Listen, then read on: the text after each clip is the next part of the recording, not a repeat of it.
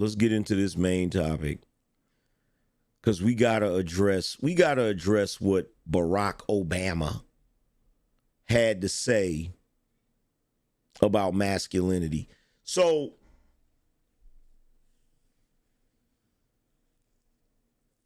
I don't really know why Barack Obama, because Michelle Obama has been doing this podcast for a while. And Barack Obama has never showed his biscuit head up to the show until recently. And I feel like it's publicity. I feel like I don't know. I feel like it feels like it's a strategy of some sort. I don't know what the strategy is. Maybe he's trying to fix his image ever since that Kamala Harris debacle. I don't know. But I will say this.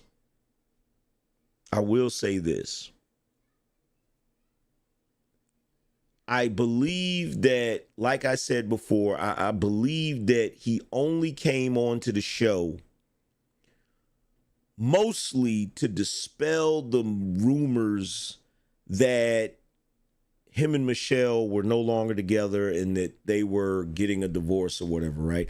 I feel like part of it was for that purpose, right? And I don't think it was his idea. I think it was her idea. And the reason why I feel like it was like, I'm going to tell you what this feels like. It feels reminiscent of the Red Table Talk. If you remember, Jada was doing that show, Red Table Talk. Will hadn't showed up to that show. Will was not on that show at all. Like he didn't go to them shows and none of that shit. And she finally was able to convince him to go to the show, right? She was finally able to convince him to go to the show. And that's what this feels like. It feels forced. The same way it looked like Will was forced to go on Red Table Talk, it looks like Barack was forced to go on this show and forced to talk about certain things, right? The reason why I said it feels forced is because, watch, when I play this clip, I'm not going to show the clip, but I'm going to play the sound of it. When I play this clip, I want you to listen to Barack in the way he's talking. I want you to listen to how he's fumbling over his words, right? Because let's be real.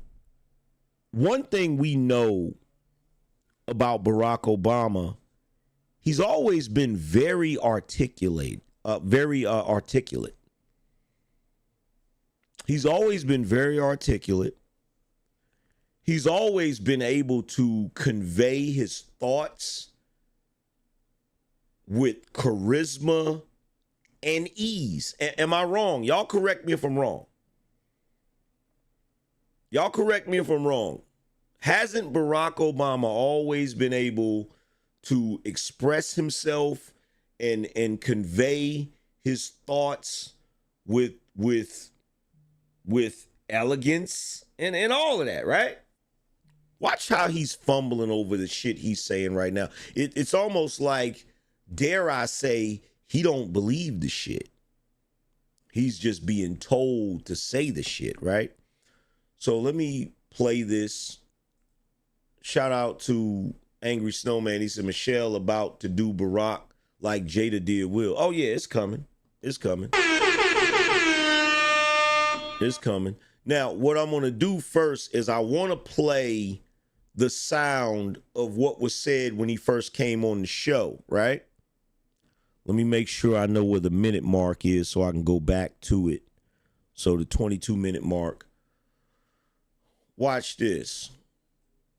Now, this is the beginning of the show, right?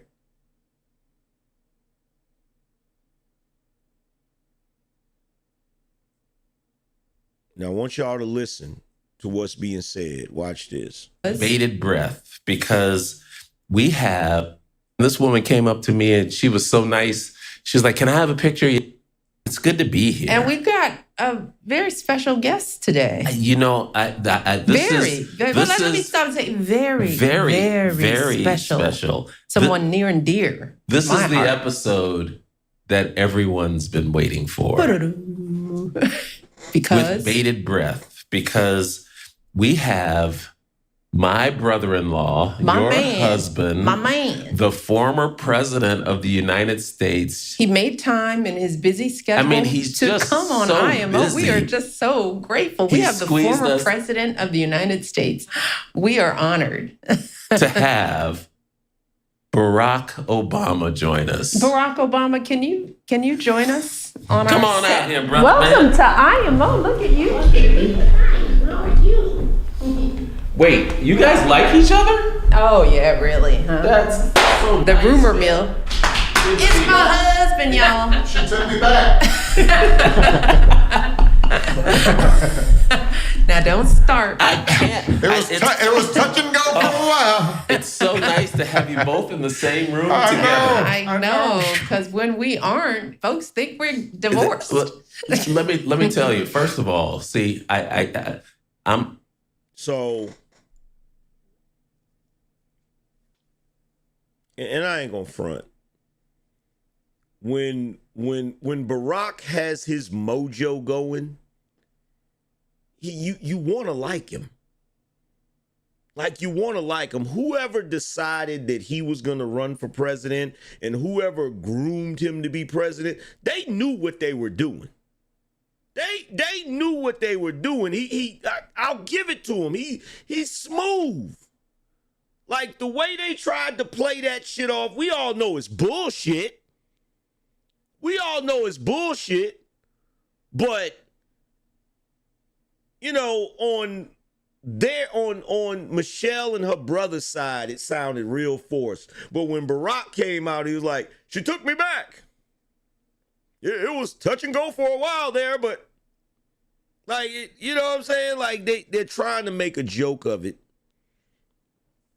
You know what I'm saying? But we done heard all of the rumors and all of that good shit, right? But, you know, they're trying to pretend that there's, you know, nothing to see here.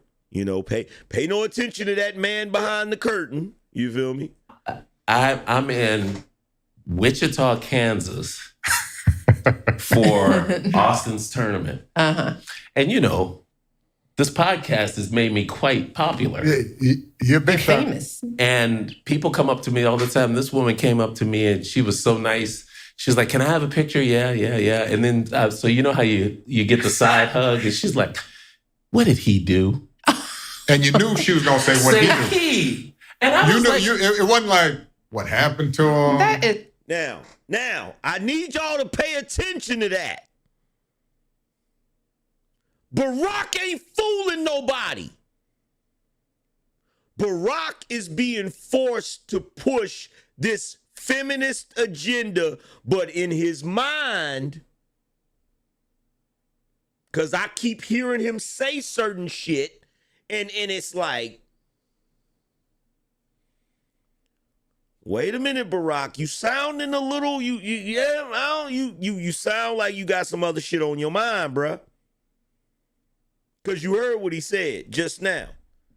So Michelle's brother said there was a lady that asked him, what did he do? And what did Barack say? Because you knew she was going to say, what did he do? Not what happened. Why would Barack say that? Why would he say that? Why would he say that? Why would you say that, Barack? Were you implying that whenever a relationship goes bad, the man always get blamed? Is that what you were implying, Barack? Interesting. See, I pay attention to little details like that. Most people don't pay attention to shit like that. I do. Came up to me and she was so nice. She's like, can I have a picture? Yeah, yeah, yeah. And then, so you know how you get the side hug? And she's like, what did he do? And you knew she was going to say what he did. He. And I you was knew, like... it wasn't like, what happened to him? That is so It was like, terrible. how'd he mess up? How'd he mess up? And I said, well, what makes you think he messed up? Why couldn't it have been why her? did you just say no one messed up? Well, because I wanted to keep this conversation going so that I could tell you about it. Oh, Lord. I was like, what? And she was like, he did something, didn't he? I was like, don't worry, everything's fine. And let me tell you, she was so happy, you would have thought I gave her a Christmas gift. These are the kinds of things that I just miss, right? So I don't even know this stuff's going on. Right. And then somebody will mention it to me, and I'm all like, what are you talking about? Yeah. There hasn't been one moment in our marriage where I thought about quitting my man. And we've had some really hard times, so we have had a lot of fun times, a lot of adventures, and I'm sorry. There was somebody in the chat room that was like, I like the way she said my man. Like, that shit sounded cringe as hell. It sounded cringe when she said it the first time. It sounded cringe when she said it the second time. Like, I don't know what this is with Barack and Michelle, where everybody just, they just want them to be perfect. And we know they're not. Like, we know they are not perfect. Like, they're not. Say what you want to say. But anyway, let's fast forward to when Barack starts talking about masculinity. And he low-key admits that he's biased. He low-key admits it. Like, he talks about the fact, he says that, he's kind of glad he had daughters because if he would have had a son, he felt like he wouldn't have been fair. Like, he kind of admits that if he would have had a son, he feels like he would have been more harsh and would have been more judgmental and shit like that. And I'm just sitting there listening like, wow, you really owning up to some shit, huh? Didn't walk him to the gate. Just that. Love me to death. But they are, the story you tell is the story of probably most kids. A lot of kids. Across the country. Yeah. If, you're a single parent, you don't have somebody at home, a lot of kids are, they got to get up, make their own breakfast, find their way. They're doing that every day because there isn't an alternative. Correct. And figuring out what that balance is. And figuring out that's exactly the point. What is the balance? It's tough. Which is very different from how we parented our kids, how Kelly is, and you and Kelly are parenting your younger sons now. But part of it, don't you think part of it was also time specific in the sense that when we were coming up, the idea of kids just being out and having adventures and just getting home in time for dinners, especially during the summers, right? Part of what happened, and I maybe affected boys a little more than girls, I don't know, is that freedom, that sense of being able to build up resilience and a sense of competence and a sense of I can manage the world around me because the stakes weren't so high. When I think about kids now on the South Side, same neighborhoods where you guys grew up, but the chances of possibly getting shot or the chances of, some other terrible thing happening are higher. And I think that affected everybody's parenting and it affected how we handle kids, right? So that now suddenly, instead of just saying, all right, get out of here and come back for dinner time, now it's a play date. And where are you? And do we know the parents where you're playing? And so on and so forth. We see a good example in it. Now, he makes a valid point. He makes a valid point because right before that, he tells a story about how his mother dropped him off at the airport and she forgot to give him his passport. And at the time, he was probably like, he's probably like 10 years old or whatever, right? And so he came out of the airport and got this guy to drive him to where his mother was at before she left to her office or whatever in order to get the freaking passport. And so he's basically telling a story about how at that young age, being a young boy, he was able to handle his situation like a man, right? He wasn't worried, he wasn't scared, none of that, right? He had a certain level of independence as a young boy. And so in contrast to that, he's talking about how nowadays you can't really just let your kids go out and rip and run and just come back when it's dinner time the way we did in the past. Like when I was a kid, when I was a child as a Gen Xer, we could just go out and be back before the street light comes on, right? And it's interesting because in this sort of quasi honest conversation, because keep in mind, before they get to the agenda, they have to have some sort of relatability. They have to say some things that are completely honest, vulnerable, and relatable. This is to hook you in before they push the agenda onto you. What's really interesting about what he's saying and the honesty of it is this has affected boys more than it has affected girls, right? The fact that you have to keep your kids inside and you can't really allow the boys to go out and rip and run and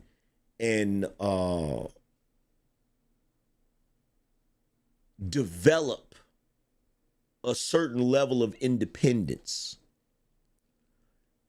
is problematic. Now, instead of having a discussion about how when he was young and he had that experience that actually built character, actually contributed to him becoming who he is, and now boys of today are being deprived of that. Instead of trying to have that discussion, they're going to basically blame masculinity for being toxic.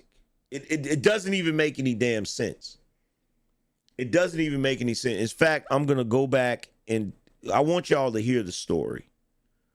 Let me go back. Let me go back to the story.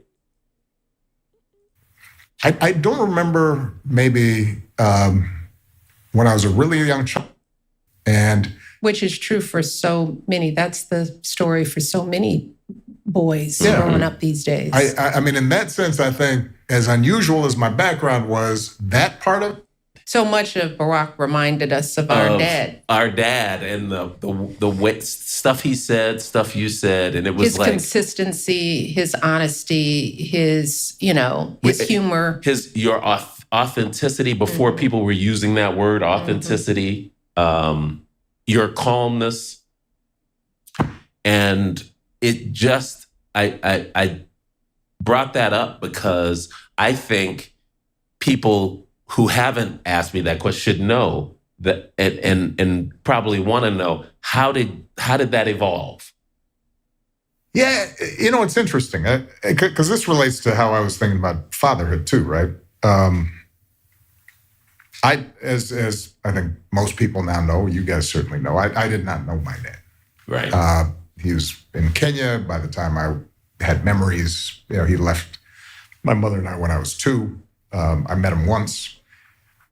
And so I'm really raised by my mom and my grandparents for about 4 years. My stepfather, when we were in Indonesia, who was a very kind man, Maya's dad, my sister's dad, and I have very fond memories of him. But one of the reasons it worked was he didn't pretend like our relationship was more than it was. He was like, "Look, I'm married to your mom. I love you. I'm going to take care of you, but I understand. We're different." And have you ever heard Barack Obama struggle this much in speaking? Anybody? Have you ever heard Barack Obama struggle this much? Yeah. It's something is off here. Something is off here. I don't know what it is. I don't know if he's uncomfortable talking about his past. I don't know if he just didn't want to be on the podcast and that's what's throwing him off. Or maybe he's trying his best to hide the fact that him and Michelle are not really getting along. I don't know, but something is off. Something is off. And then my grandfather was older. He's white, generationally different.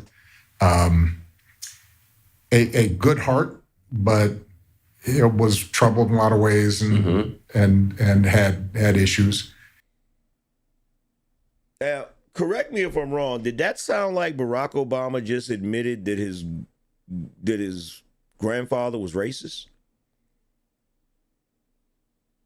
without saying it? That's what it sounded like. That, like, I'm listening to this and it sounds like he's admitting, he said, his stepfather didn't pretend that their relationship was more than what it was. He was different. Are you admitting that your stepfather didn't like you, bro? In addition to saying, your grandfather, he had a good heart, but, there was a little trouble there, some issues. Are you admitting that your grandfather was... That's what it sounds like. Y'all correct me if I'm wrong, but that's what it sounds like to me. I understand, I have very fond memories of him, but one of the reasons it worked was he didn't pretend like, our relationship was more than it was. He was like, "Look, I'm married to your mom. I love you. I'm going to take care of you, but I understand, we're different." And then my grandfather was older. He's white, generationally different. A good heart, but like the emphasis he put on he was white, generationally different. Because the moment he says generationally different, that sounds like, okay, are you trying to low-key say he was racist? Like, if that's the case, just say that. Like, just say that. Like, just admit it. You know what I'm saying? Just say, well, I had issues. Like, he felt some type of way about me because, just say that. He was troubled in a lot of ways and had issues. So I didn't have like the obvious role model the way you did of, all right, here's how you are a dad. And I didn't really have a bunch of uncles around or other immediate family father figures. So I'm kind of piecing it together. And now that right there, we have to recognize the fact that he was willing to admit is like, okay, he wasn't raised by his dad. He had sorted relationship with his stepfather, another sorted relationship with his grandfather, and he didn't have uncles around and shit like that. So it's like, okay, so number one, already off the rip, before we even get into the discussion about what you think masculinity is supposed to be, we have to acknowledge the fact that you weren't even taught masculinity. I need y'all to keep this in mind because he's going to start going into how there are certain parts of masculinity from the past that is problematic. Come in. But how are you going to thank you very much. So she got y'all to come up here. Thank you very much. So we have to acknowledge the fact that we're talking about a guy that became the president of the United States, right? But he is now admitting to us in this podcast that he didn't grow up being taught masculinity. He didn't grow up being taught masculinity. Right? He did not grow up being taught masculinity, but he's going to give us his explanation of what masculinity is. And see, this is another thing that we have to stop doing.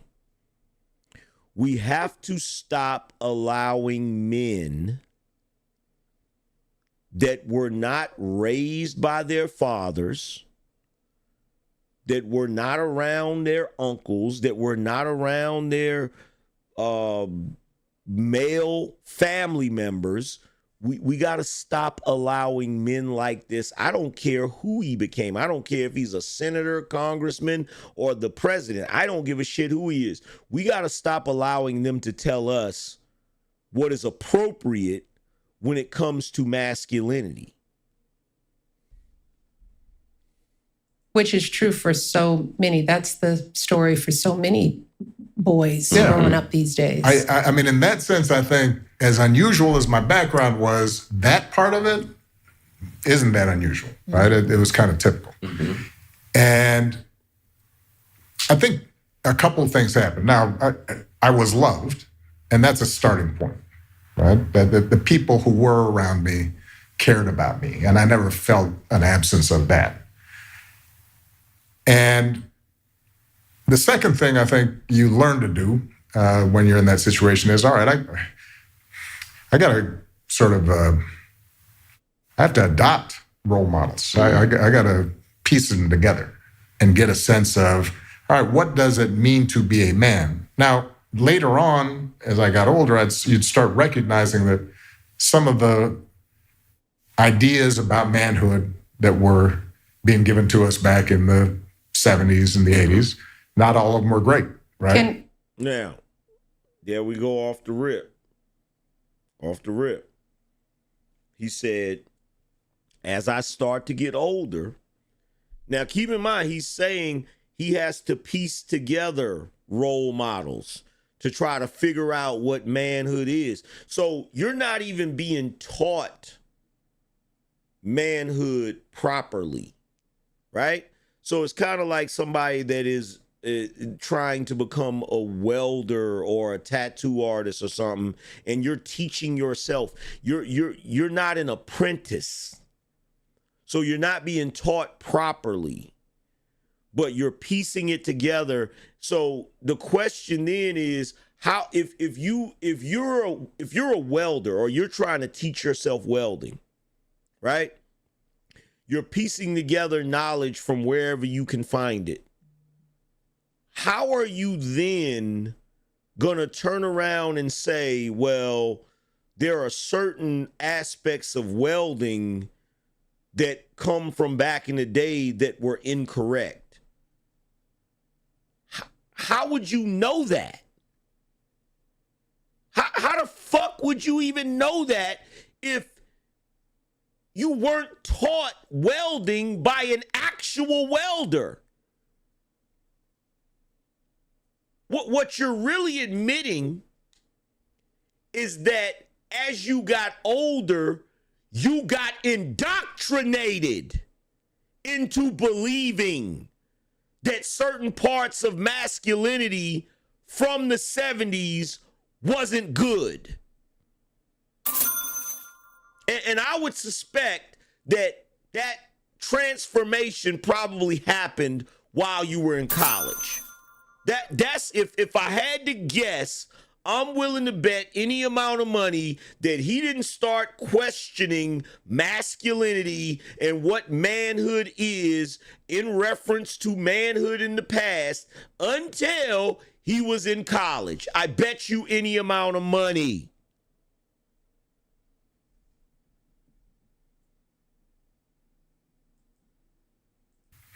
I got to sort of, I have to adopt role models. I got to piece them together and get a sense of, all right, what does it mean to be a man? Now, later on, as I got older, you'd start recognizing that some of the ideas about manhood that were being given to us back in the 70s and the 80s, not all of them were great, right? Can I ask you both to talk about what manhood meant for you?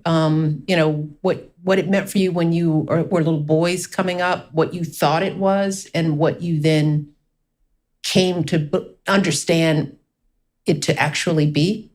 Well, I don't remember maybe when I was a really young child, other than the idea that guys were strong, they didn't whine, they were tough. They were expected to go to work. They worked and provide, right, and protect. Now, I want you to peep the setup. I want you to peep the setup. I want you to peep the setup. When Barack Obama said what he said, right? Michelle Obama asked the question.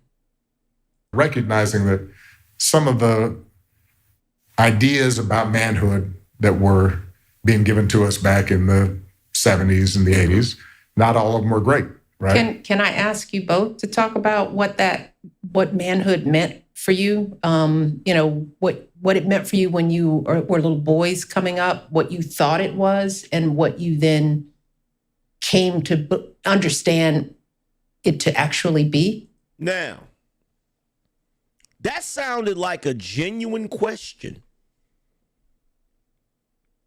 That sounded like a genuine question. I'll give it to them. They're good. They're good. It sounded like a genuine question. There's only one problem with it. Even though it sounds like a genuine question, and when they begin to answer it, it sounds like they're searching for the answers. It sounds like they're trying to recall what they thought and what they felt when they were younger as men. The only problem is they're going to spew out some canned responses that we've all heard before. And ironically, the things they're going to describe that they believe is what a man is just happens to be the same things that women say a man is supposed to be.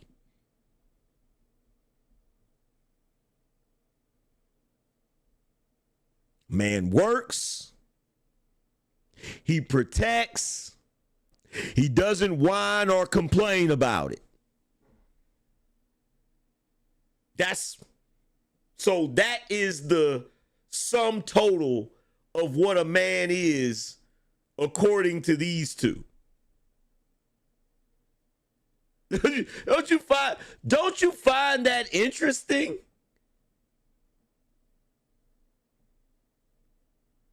Don't you find that interesting?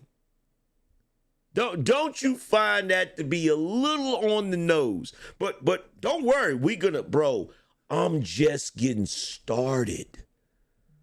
I'm just getting started. We gonna dissect this down to the molecule. I've been doing it for a long time. We gonna dissect this down to the molecule, man. Shout out to Jeremy. He said Obama's not trying to say the wrong thing. He's a Leo. We are brutally honest. Remember, he still was the president. Jeremy said Obama's not trying. Already read that one. Appreciate you for doubling up.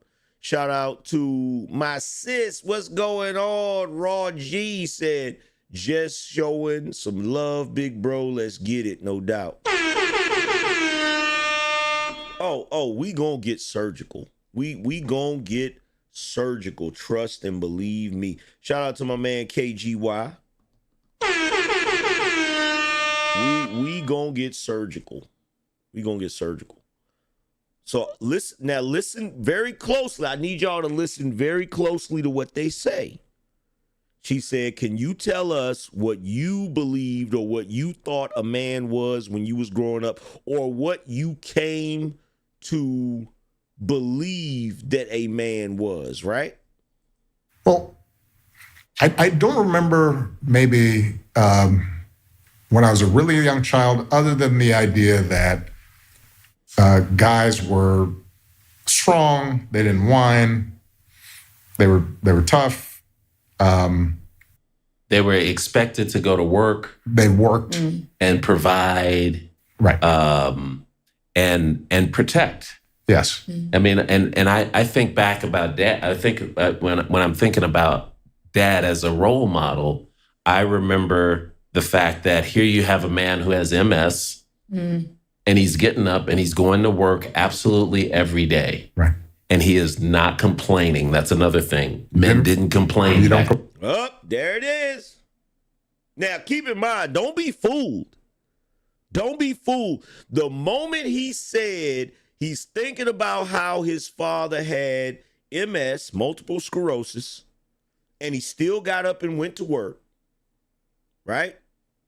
So basically, you're describing your father and manhood as being a pack mule, a beast of burden, okay? So some animal that works and no matter how hard it is, no matter what type of ailments or illnesses that this animal has, it still works. Talking about a mule. I need you to keep this in mind. I need you to keep this visual in mind.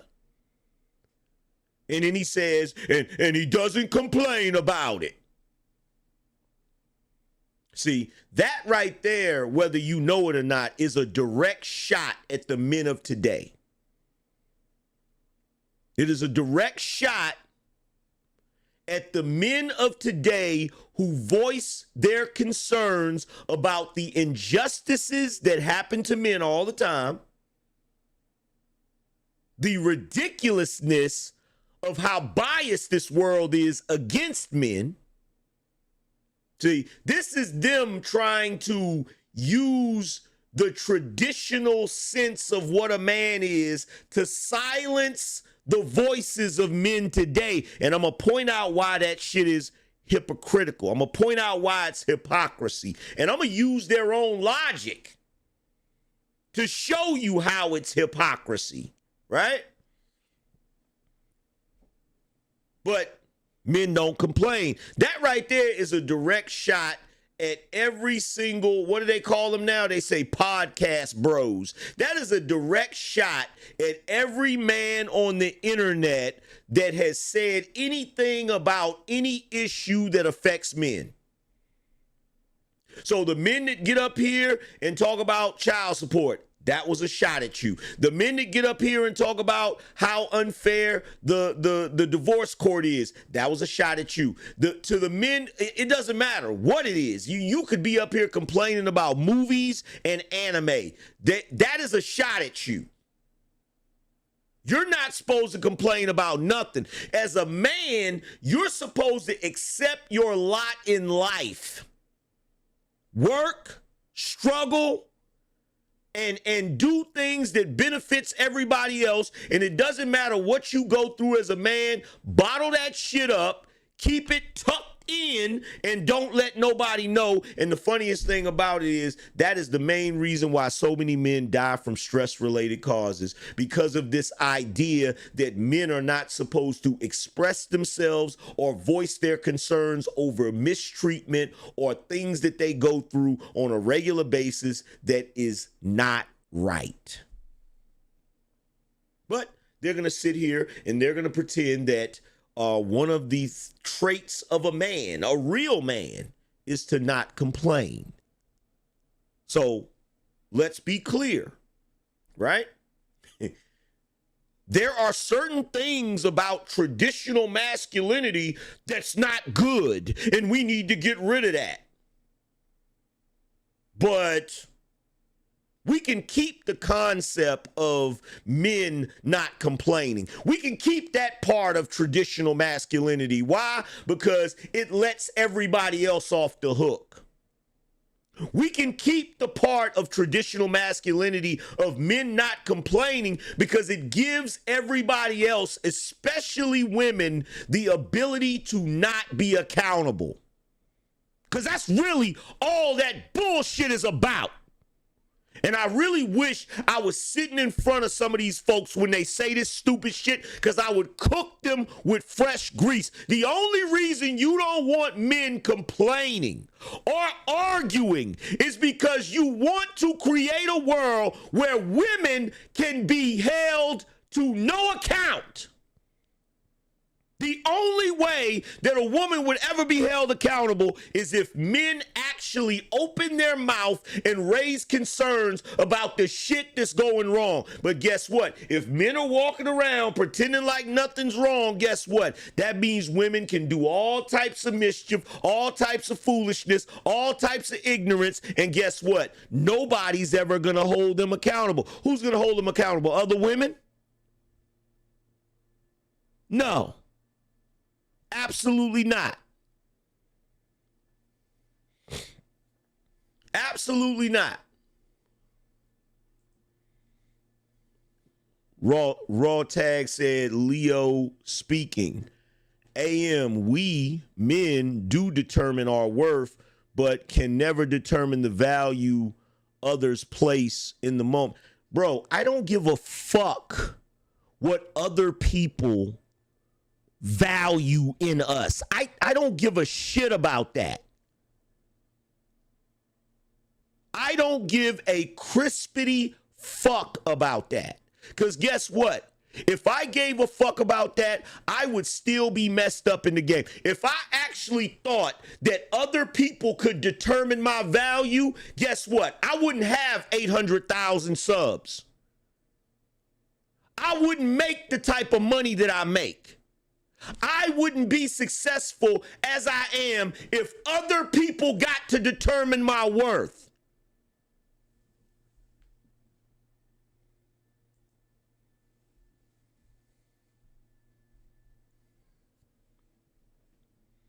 Stop coming in here trying to make me wrong, because I'm not. I know exactly what the fuck I'm talking about. Complain, you're stoic. You were, yeah, I love that word stoic. Coach Carmody used to use that all. I remember the fact that here you have a man who has MS and he's getting up and he's going to work absolutely every day. Right. And he is not complaining. That's another thing. Men didn't complain. You don't complain, you're stoic. You were, yeah, I love that word stoic. Coach. Now, Barack brought up the word stoic. Barack, there's a great deal of men in these manosphere spaces that constantly use the word stoic. So here we are yet again with another instance where you, Barack, said something that kind of hints at the fact that you may actually be watching some of these spaces. You may actually be watching some of these spaces. Like,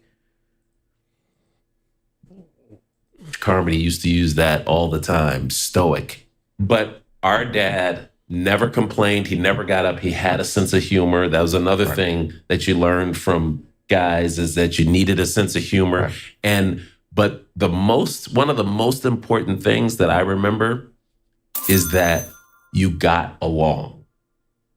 Got along You in got the world, along, period. Period. You got along with the other guys you were with. You got along with your teammates. You got along with your coworkers. Nobody wanted to be considered a jerk. That is true. Some of the definition. That's absolutely not true. That's absolutely not true. And see, at first, the stuff they were saying, you could slide it under the radar. Because it's true, there are men that got up and worked and never complained and all of that shit. That is very true. That is extremely true, right? But you got greedy. You got greedy. Okay. It's bad enough you're trying to pawn off old ideas onto men in the modern era who have figured out that all of that shit is a hustle. It's bad enough that you're still trying to push that shit off onto us as if we're not smart enough to know that it's bullshit. But you got greedy and you tried to add something in there that was pure bullshit. You didn't want to be a jerk. I know plenty of dudes that love being jerks. I know plenty of dudes that love being pure assholes. Y'all correct me if I'm wrong.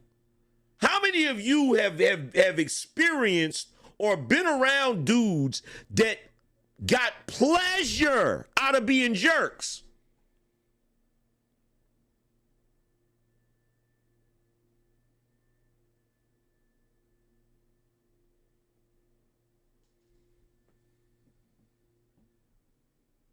Of manhood, I think, were negative, right? You don't whine, you don't cry.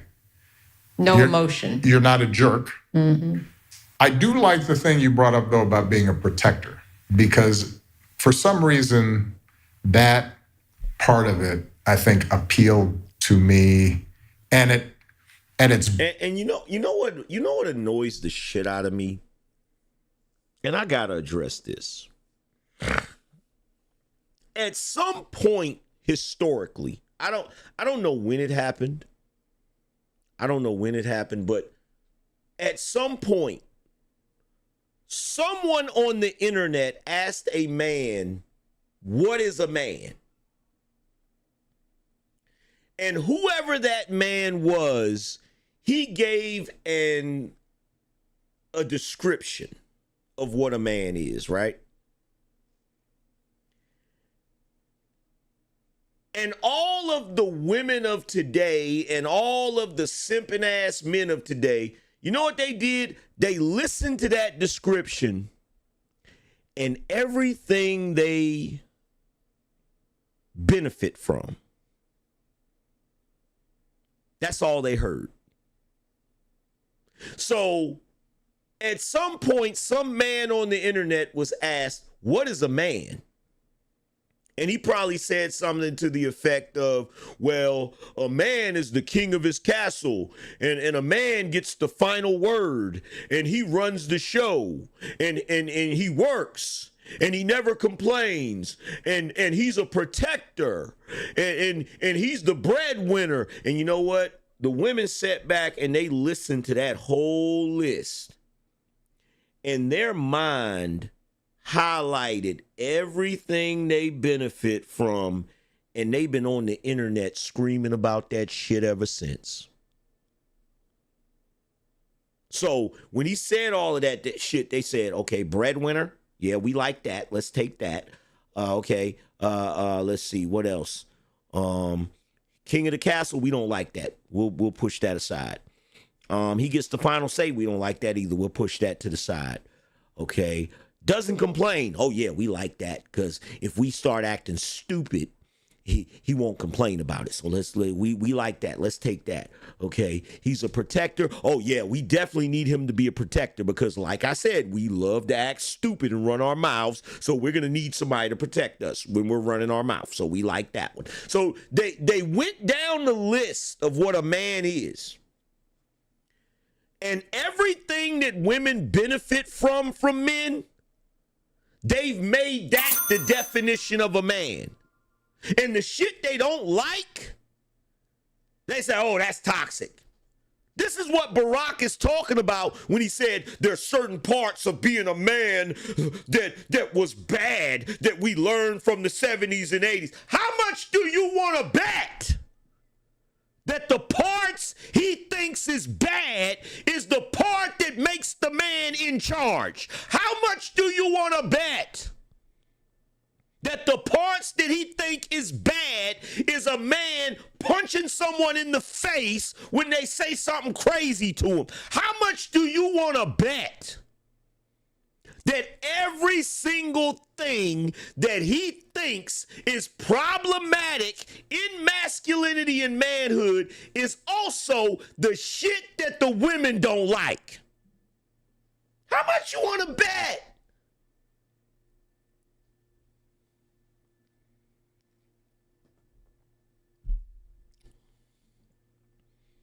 And the shit is crazy because the part they're leaving out is the reason why men didn't complain. It's the reason why men with multiple sclerosis or the gout or every other ailment you could think of got up and went to work anyway. The reason why they did that is because they were fighting for something that was worth fighting for. If the man, I don't know a man that's not willing to get up and go to work to maintain his castle, the place where he's respected, the place where he is. Why would he need to complain? See, this is what they don't get. The men of the past didn't have to complain.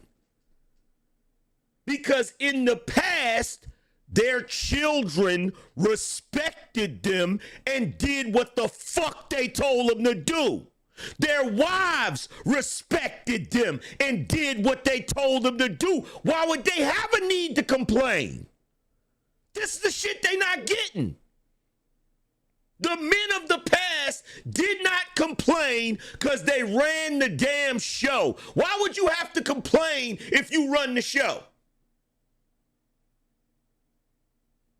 If you the boss, and when you say jump, everybody says how high, what the fuck would you complain about? If you was a man in the 50s and you had a side chick that lived across town and your wife knew about it and she didn't say a mumbling word because you was going to work every day and bringing the damn check to that damn house, what the hell would you complain about? What would you complain about? The reason why those men did not complain back in the day is because they did whatever the hell they wanted to do.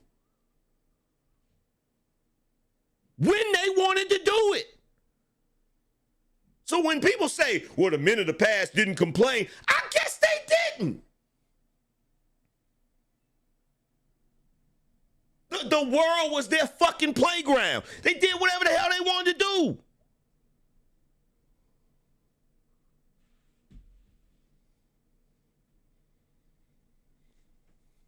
They freaking wife said something they didn't like, they'll pull a Ike Turner and didn't even go to jail for it.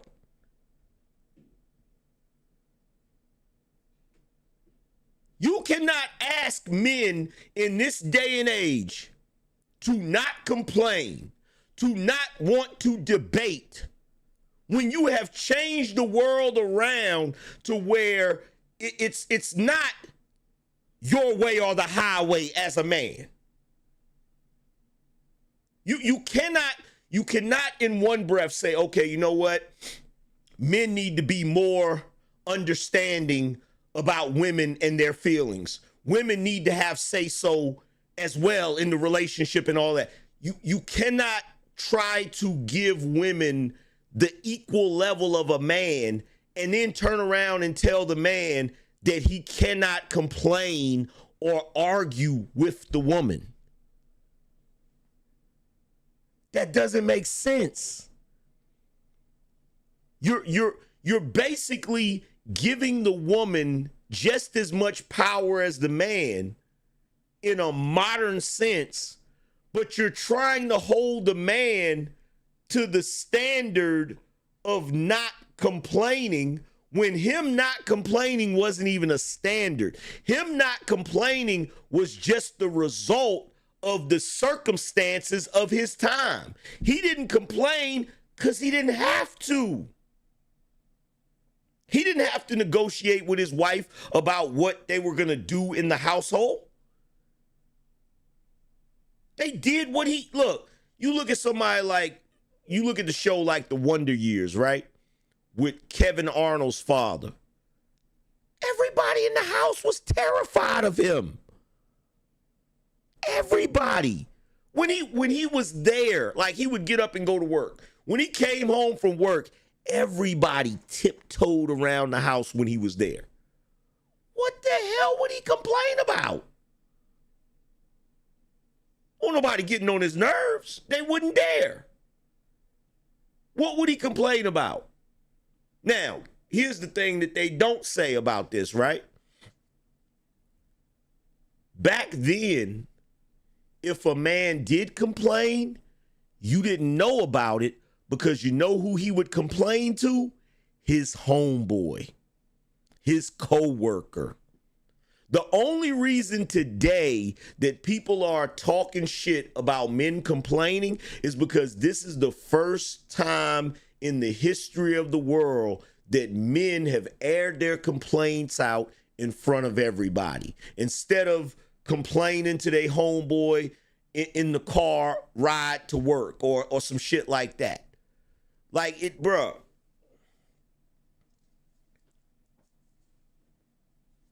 Back in the day, 'cause this is really what it's about. When they say a man doesn't complain, when they keep trying to push that narrative today, really what they're trying to say is stop telling women your problems because they don't give a fuck. That's really what that shit means. When you hear people of today saying, well, a man ain't supposed to complain and a man ain't supposed to whine and a man ain't supposed to argue, what that translates into is, men, stop telling the women your problems because they don't give a shit and they shouldn't have to be concerned with your issues. That's not the way the world works. You as a man are supposed to be concerned about every little fucking thing that bothers women, but they can't be bothered with your problems. That's really what these niggas are trying to say. And nobody will call them out on the shit. See, back in the day, men did not tell women their problems. Part of the reason is because the women didn't have no ability to help solve the damn problem. So why the fuck would a man tell the woman the problem? Why would the man complain to the woman if he doesn't have anything really to complain about that she can do anything about?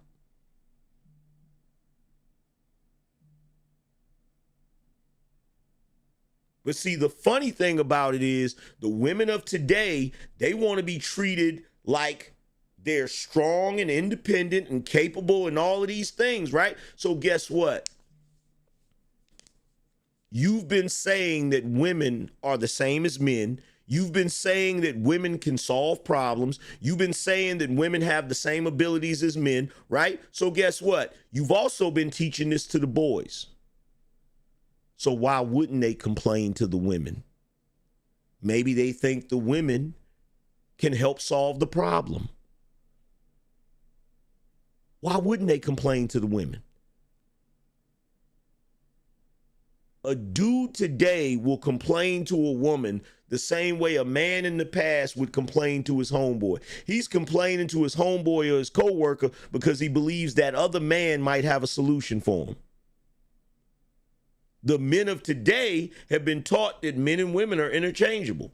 So the same way a man of today, the same way a man in the past would ask his homeboy, you know, I don't know what to do in this situation. In other words, you're complaining about men complaining, but you asked for this. You asked for this. You asked for men to treat women like they are capable. You ask for men to express themselves. You ask for men not to bottle shit up. And now that men have opened up and they complain about things or they raise concerns about things, now you want them to shut up. Now you want them to shut up.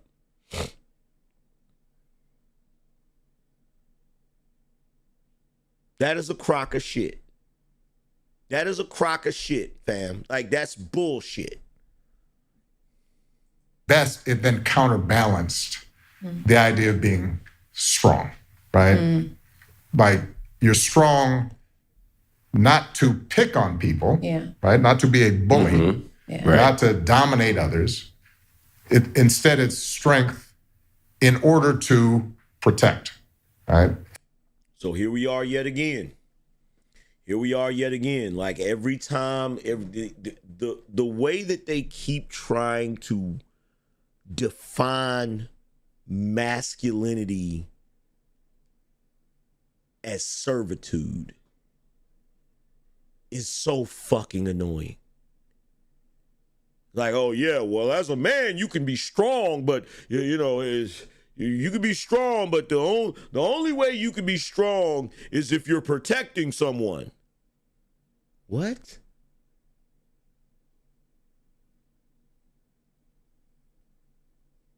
You know what that's like? That's like somebody looking out in the wild and they see some wild horses running. And the first thing you think is, that horse shouldn't be running unless he's pulling a wagon. What? Look at that horse out there with all of that strength. He shouldn't be doing any of that stuff unless he's pulling a wagon or serving mankind. Like, it's that thought process. So the only way that a man can be strong is if his strength serves the purpose for someone else. Like, what kind of bigoted, sexist bullshit is that? You know what it's the equivalent of? You know what it's the equivalent of?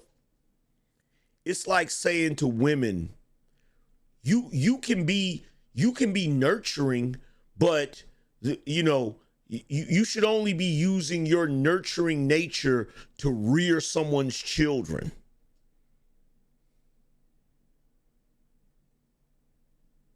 Like, it's amazing to me how in one breath they can champion women celebrating being women without servitude to men. But they can't even define manhood unless they tie it into servitude to a fucking woman. How, in one breath, do you say that a woman should be allowed to be a woman outside of her service to man, because to assume that the only way she can be a good woman is in servitude to a man is oppressive? How can you believe that and then turn around in the same breath and define masculinity from the aspect of servitude to a woman? And at the end of the day, be screaming about equality and equitable shit. Like, what? Bro, I am so fucking sick of these modern day hypocrites. You have no fucking earthly idea. I'm so sick of them and their bullshit. They are so full of shit till it ain't funny. And this is the main reason why these outlets don't want to interview me, because I will call this shit out for what it is. Either shit or get off the pot. All this fence riding is bullshit. Either you want us to live traditionally or you want us to live in the modern era. This burning the candle at both ends is bullshit. And the only reason it's occurring is because you're trying your best to figure out how. You're trying your best to figure out how you can extract what you need out of the men while simultaneously avoiding obligating the women to the men. That's what you're doing. You're trying your best to figure out how you can extract what you need from the men that will benefit the women while simultaneously avoiding making the women obligated to the men.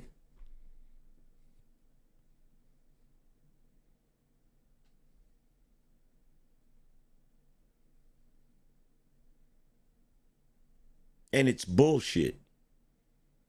It's bullshit. It's bullshit. If you think that traditional masculinity is toxic and men shouldn't be behaving in traditional masculinity, then guess what? That means men shouldn't be opening doors for women. That's toxic. That means men shouldn't be the breadwinners. That's toxic. That means men shouldn't be paying for dates. That's toxic. If all of that is traditional. All of that is fruit of the same fucking tree. In fact, the only reason men are expected traditionally to pay the tab, to protect the woman, to be the breadwinner, is because traditionalism defines the man as superior. So if he's superior, there is an expectation of him to open the door. There is an expectation of him to pay the bill. There's an expectation of him to make all of the money, because the expectation is he makes more money than the woman. He opens the door because he's stronger than the woman. So you can't in one breath try to debunk the concept of the man being superior to the woman while simultaneously expecting him to do things that exemplify his superiority. Does that make sense to everybody? Does that make sense to everybody? You cannot debunk the concept of men being superior to women while simultaneously expecting the men to do things that exemplify their superiority.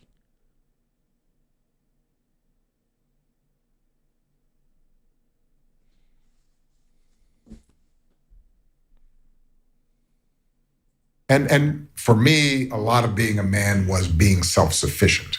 Right?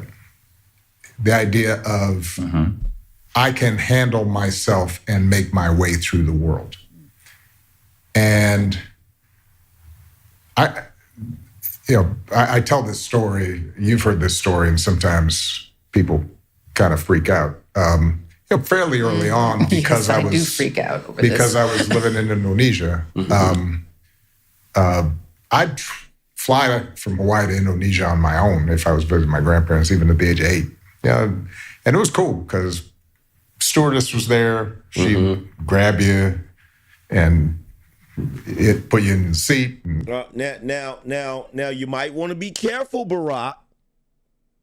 You might want to be careful. You're on the left, and you're a liberal, and you're a Democrat, and you're a progressive. Y'all heard what he said? Did y'all hear him say stewardess? Did y'all hear him say stewardess?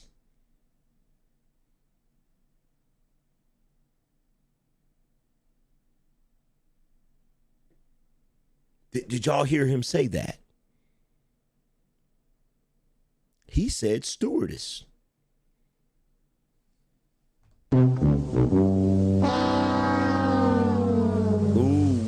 I wish I would have been in that discussion. I wish I would have been in that discussion. I'd have been like, wait a minute, Barack, did you just say stewardess? I believe the proper term is flight attendant. I do believe the proper terminology is flight attendant. Am I wrong? I'm gonna play it back. See, he running his mouth, getting comfortable. Story, and sometimes people kind of freak out. Fairly early on, because yes, I do freak out over because this. I was living in Indonesia. I'd fly from Hawaii to Indonesia on my own if I was visiting my grandparents, even at the age of 8. Yeah, and it was cool because stewardess was there. She'd grab you and it put you in the seat and give you a little. If it was Pan Am, they'd have a little flight pin, flight pin, Yeah. Give you soda pop, and so I felt very grown up. I didn't mind. So I was used to traveling pretty far distances alone, and coming back from Jakarta, Indonesia, when I was at this point probably 10, maybe 11. My mother, who was working there and was about to go into the field, dropped me off. I had my little suitcase, and she gave me a hug, love you, babe, and then took off. And she was about to actually leave the city. Didn't walk him to the gate. Just Yeah. at the airport. We were there. Yeah. And come to find out, she'd forgotten to give me my passport. Oh, wow. So, Okay. and I didn't really kind of find this out until I'm about to go through customs. And so I'm problem solving a little bit here, and I'm thinking, okay, now Jakarta is a city of like 8 million people. Right. This It's not a small airport. No, this is like being in New York or something, being at LaGuardia. And there's no cell phones. And there are no cell phones back then and whatnot. So I'm thinking, okay, I think she had to stop by her office first before she left town. I asked the steward to leave the bag with him. I go outside. There are these little rickshaw type things called becaks, and I say, "Can you give me a ride to where my mom's office is?" And I don't have any money, but Ooh. I know if I get there, hopefully I catch her. Get there, she's just about pulling out. I tell her, "Hey, Mom, you forgot the passport. Oh, by the way, I got this driver. We got to pay." And get back in time and make my flight. And when Michelle hears this story, right, she's horrified. And I'm sure Kelly, if she heard this story, would be horrified as well. I have to say that for me, it was like, I can handle this. Mm-hmm. And I don't remember feeling scared or worried or neglected. I just remember thinking, okay, how do I figure this out? Mm-hmm. And I felt good about the fact that I'd figured it out. Now, what he just described is one of those moments where, as a boy, you get the opportunity to do some grown man shit. And if you're successful at doing some grown man shit, you feel good about yourself. It builds your confidence. I remember when I was 7 years old, right? I was living in Detroit with my father and my grandmother. And we had a house. I don't know, I can't remember which side of Detroit it was on. But every day my father took me to school and he dropped me off. And he would pick me up, right? So one day, he was late picking me up. And even though I was 7 years old, and the only way I've ever went to school was my father taking me to school, I always looked out the window of the car and I knew the route. I knew how to go to school and from school, even though I was 7 years old. And my father was late, and I took it upon myself to walk home. Now, this is not weird for New Yorkers because, you know, there are New Yorkers that have kids that will be young like that. They'll get on the free, well, at least back in the day, they'll get on buses, they'll get on the train, all of that shit. But for me, being 7 in Detroit, I didn't walk anywhere. My pops would drive me wherever, whatever, right? And I walked home and I made it home. I made it home. And the funny thing about it is I wasn't the only kid that was walking, right? There were other kids that walked home, you know, that were my age. And needless to say, I scared the hell out of my father. But it was one of those moments where you do something as a boy and you succeeded at it.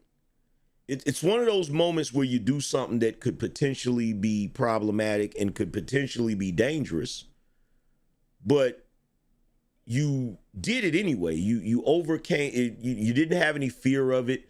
You just went ahead and did it, and you feel a sense of accomplishment. Things like that builds a boy's character. It builds your confidence in yourself, right? So when he's talking about this story, you know, it makes perfect sense to me because I've had many moments in my life where something like that has happened and I had to figure it out. You feel what I'm saying? There's been times I've went places, you know, because I didn't really, you know, as a kid, I didn't always go places with my parents. I would go places, you know, the church would charter a bus and you get to go to Carowinds, King's Dominion, or some other park or whatever. I would always go by myself. You know what I'm saying? I would go with the you know, field trips, you know, church trips, whatever. I didn't go with my father or my mother or my grandmother. It was just me. You know what I'm saying?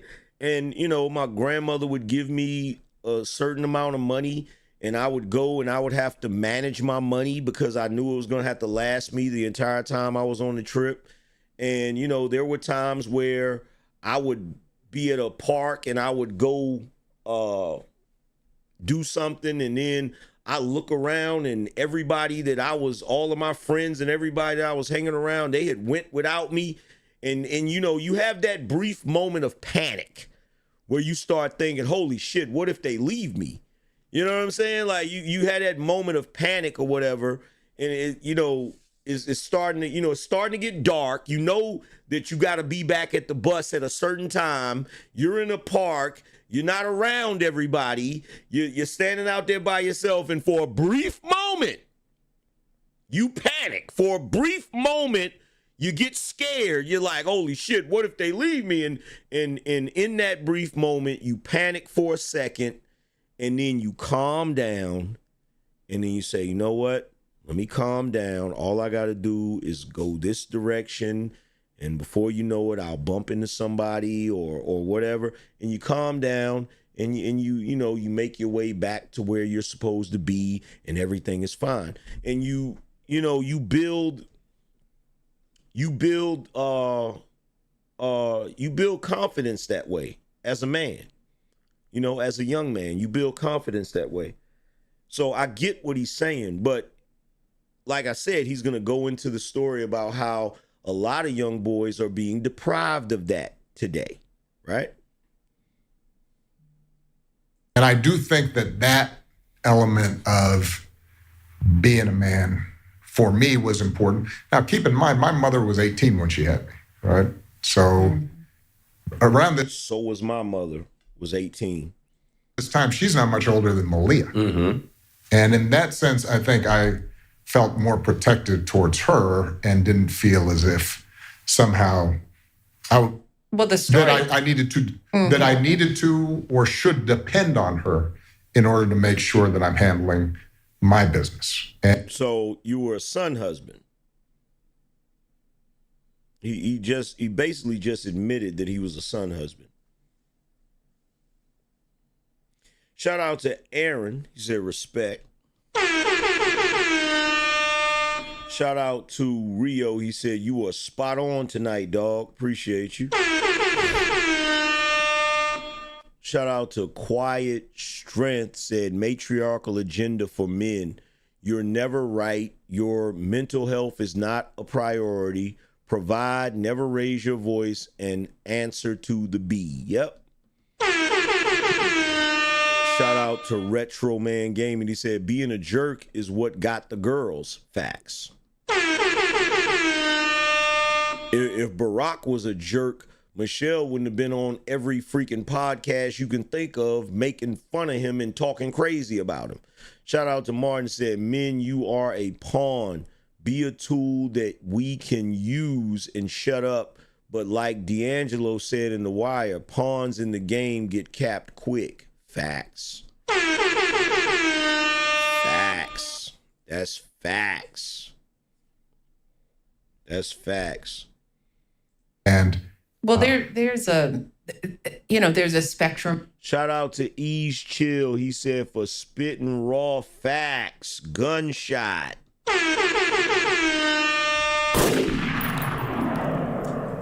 Of parenting. I mean, Right. they label it now. You know, there's the helicopter, and then there's the jungle parent or the freewheeling. They call it something. Free range parenting. free range. Right. Yeah, my mother was definitely in the free range category. Love me to death. But there are, the story you tell is the story of probably most kids. A lot of kids. Across the country. Yeah. If, you're a single parent, you don't have somebody at home, a lot of kids are, they got to get up, make their own breakfast, find their way. They're doing that every day because there isn't an alternative. Correct. And figuring out what that balance is. That's exactly the point. What is the balance? Is tough. Which is very different from how we parented our kids, how Kelly is, and you and Kelly are parenting your younger sons now. But part of it, don't you think part of it was also time specific in the sense that when we were coming up,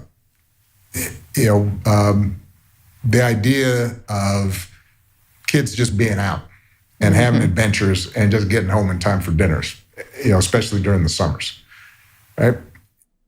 Part of what happened, and I maybe affected boys a little more than girls, I don't know, is that freedom, that sense of being able to build up resilience and a sense of competence and a sense of I can manage the world around me because the stakes weren't so high.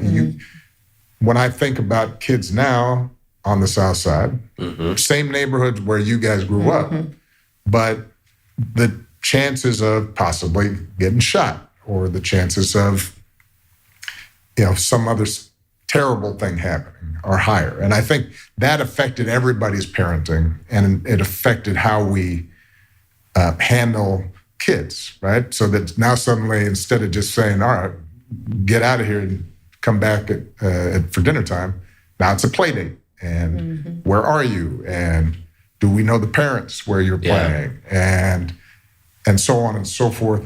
We see a good example in it in one of my favorite shows on Netflix that has become the topic of conversation amongst a lot of people, particularly in Black homes, is this series Forever, which is a beautiful story of young love in a Black neighborhood, and it is not traumatic, and bad things don't happen. It's just regular kids. It's just regular kids, right, that reflects all of our lives in real ways. And I know you watched some of that, and Barack, you are well aware of it. But the show has created a lot of conversation in terms of how do you raise emotionally intelligent boys and what. She just slipped up, and I don't think anybody caught it. She just slipped up. Did anybody catch it? Did anybody catch it? Press 1 if you caught it. She just slipped up. She just slipped up. I want to see if anybody caught it. Shout out to Me Self Sovereign. Said the American Psychological Association, APA, has published guidelines and reports highlighting the potential negative impacts of traditional masculinity on men's and boys' mental and physical health. Yeah, and guess what? Guess what? Guess what I think about the American Psychological Association. Take a wild guess what I think about them. Let me rewind this a little bit, and I want watch this.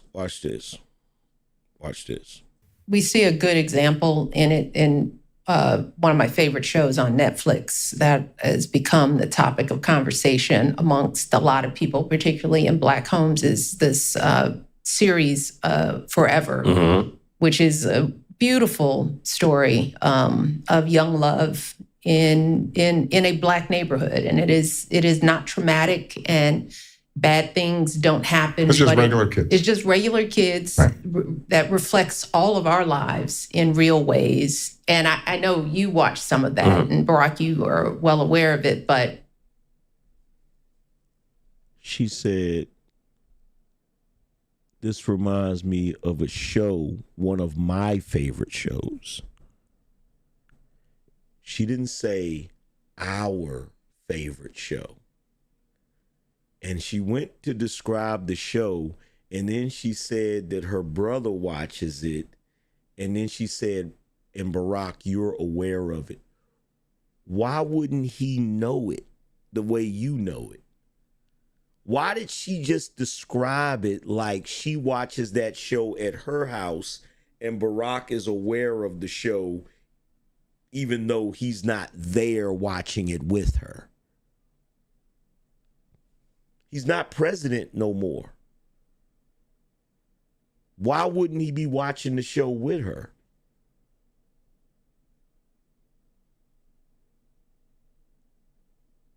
Like, did anybody catch that? Did anybody catch it? Like when she was talking just now, she was talking like her and Barack don't live together.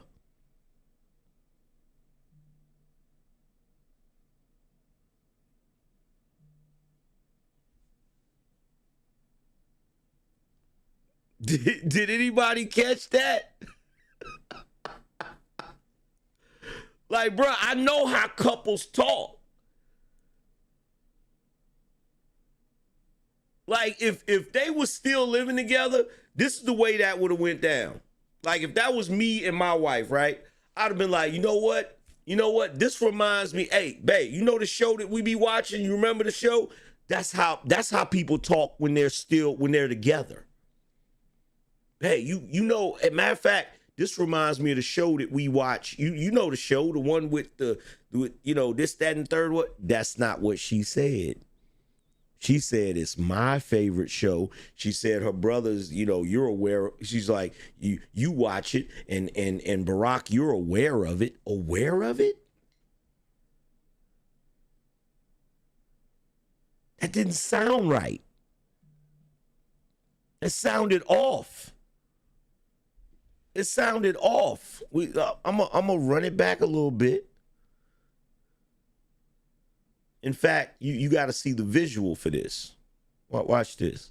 We see a good example in it in one of my favorite shows on Netflix that has become the topic of conversation amongst a lot of people, particularly in Black homes, is this series Forever, which is a beautiful story of young love in a Black neighborhood, and it is not traumatic, and bad things don't happen. It's just regular kids. It's just regular kids, right, that reflects all of our lives in real ways. And I know you watched some of that, and Barack, you are well aware of it. But the show has created a lot of conversation in terms of how do you raise emotionally intelligent boys.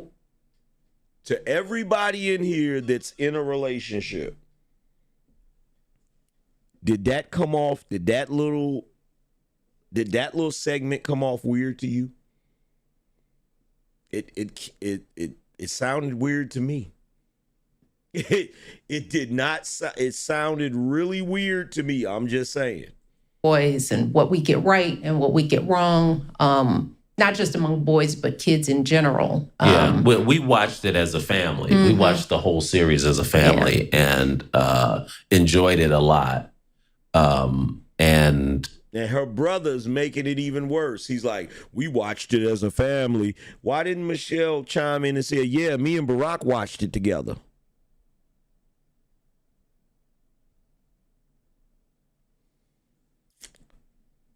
I'm just saying.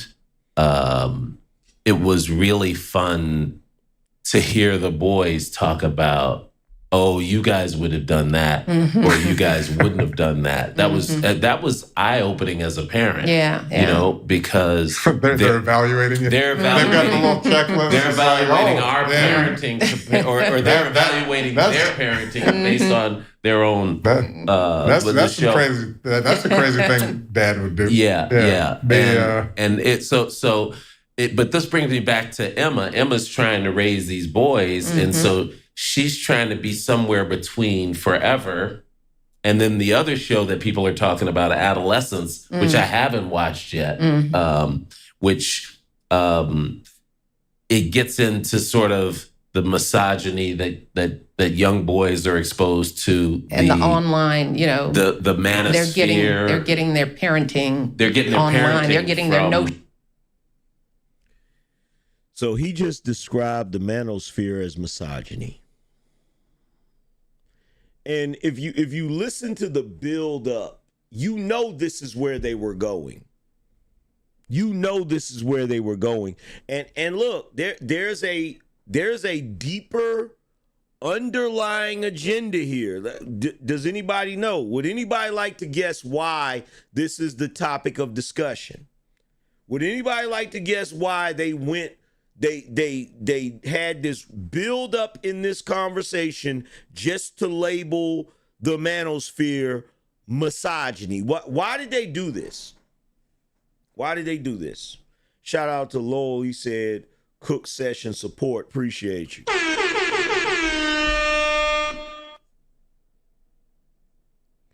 Knowledge said because they don't like Trump. No, that's not it.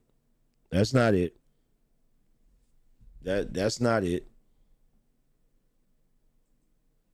That's not it. Oh, trust me, there's a specific reason. Because they see culture changing, that's part of it.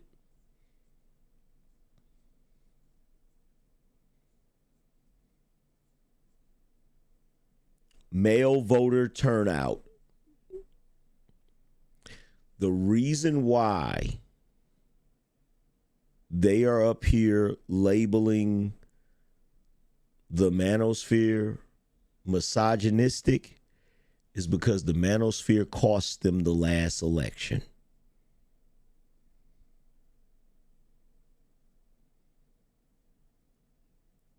The manosphere cost them the last election. That's why. That's why. That's why. This brings me back to Emma. Emma's trying to raise these boys, and so she's trying to be somewhere between forever and then the other show that people are talking about, Adolescence, which I haven't watched yet, which it gets into sort of the misogyny that young boys are exposed to, and the online, the manosphere. They're getting their parenting. They're getting their online. Parenting they're getting their notions of manhood from. It is so fucking amazing that the moment that men decide to stop being used by women, now all of a sudden they're misogynistic. You want to know something that is hilarious to me? It's the funniest thing in the world to me. The word misogyny comes up a lot on a regular basis. Everything that a man does that is not agreeable to women is misogynistic. But you know the word that never comes up? Misandry. That word never comes up. It never. In fact, there's some of you that probably don't even know what that word means. It never comes up. Never does it come up. For some reason, women can air out every grievance they have about men. They can call men dogs. They can call men everything they want to call them. It doesn't matter. The moment that men give pushback on anything, oh, you're a misogynist. You're a misogynist. They are quite literally watching as men today are checking out of dating and mating, checking out of marriage, not because they're misogynistic or because they're jerks or because they're assholes. They're checking out because it doesn't benefit them. They're checking out because it doesn't make sense to spend a year's salary or 6 months salary on a ring to marry a woman that can wake up one morning and just decide she doesn't want to be with you anymore, divorce you, take your house that you worked your ass off for, take your pension, take your savings, take everything from you, and now you're living in a damn one-bedroom efficiency apartment. Meanwhile, she's laid up in the house that you paid for with her new boyfriend, and now your life is in shambles. But instead of the world saying, you know what? Marriage rates are declining. These men don't want to get married anymore. Instead of the world saying, well, why do they not want to be married anymore? And taking a legitimate look at it. And then saying, oh, well, I see what's going on. The reason why they don't want to marry anymore is because no-fault divorce. The court system is extremely unfair. The reason why they don't want to marry anymore is because a woman can just get up one day and decide to divorce him. This is the reason why. So we have to figure out a way to change this. Instead of trying to figure out a way to fix the unbalanced system that does not favor the men. It is, the scale is tilted so far in the favor of women that it doesn't make any damn sense for a guy to get married. But instead of them wanting to examine that shit, instead of them wanting to examine women just divorcing men because they feel like it, instead of them wanting to examine any of that, they would rather spend their energy trying to shame men into getting married.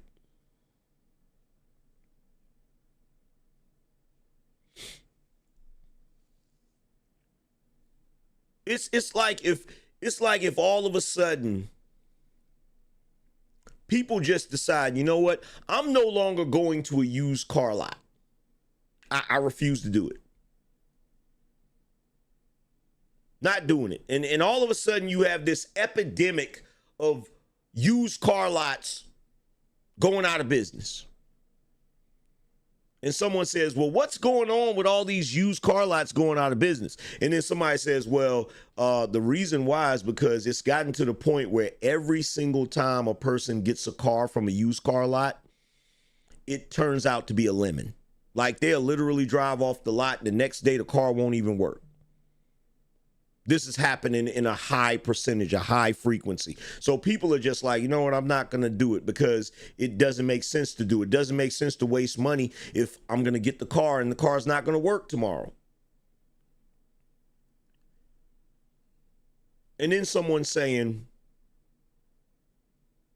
okay, well, you know what? Let's not hold the car lot to a higher standard. Let's tell all of the people that are refusing to get a car at a used car lot that they're not a real person if they don't shop at a used car lot. You're not a responsible adult if you don't go to a used car lot, because used car lots help the economy. It's part of your duty as a citizen of this country to get cars from used car lots.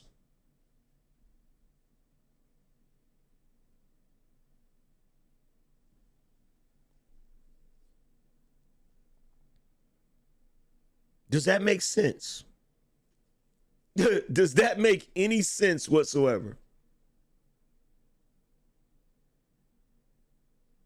Instead of fixing the problem that has caused people to stop going to the car lot, you would rather shame the people into continuing to go to the car lot that still has the same problem. So we're not going to fix the issue of no-fault divorce so that women do not have the incentive of divorcing a man to take his money. We're not going to fix the family court so that money does not incentivize divorce. We're not going to touch that. But what we're going to do is we're going to make the men feel like they're not real men if they don't get married, even though those problems that they're trying to avoid still persist. Does that make any fucking sense whatsoever? Does that make any damn sense whatsoever? And here's the thing. The reason why they don't like manosphere and guys online complaining is because we're the reason that these men have woken up. We're the reason that these men are saying, wait a minute, this doesn't, because see, what used to happen back in the day is if you felt like this as a man, you didn't know if other guys felt the same way. You didn't know if other guys were going through the same thing. And the reason why is because guys didn't typically talk about their problems to other people like that. And the world spends so much time gaslighting you and selling you a lie that you just don't know. The reason why a lot of dudes have been able to make the right choices is because they felt like something was off, but they didn't have the confirmation that it was actually off. So when they felt the way they felt, and then they come to the internet and they see all of these other guys that went down the road that they're planning to go down and the shit didn't go right, it's like, whoo, damn, no wonder I felt that way. I dodged a bullet. And see what people like Barack and Michelle and all of these motherfuckers are mad about? What they're mad about is that the internet and the manosphere and all of these different spaces that talk about this stuff, it has given men the ability to go through the world without blinders. See, traditionally, A man is a horse pulling a wagon with the blinders on. If you ever seen a horse with blinders on, the horse has these things on the side of his eyes to make him look straight ahead, right? He can't see what else is going on. Let me see if I can find a photo of it.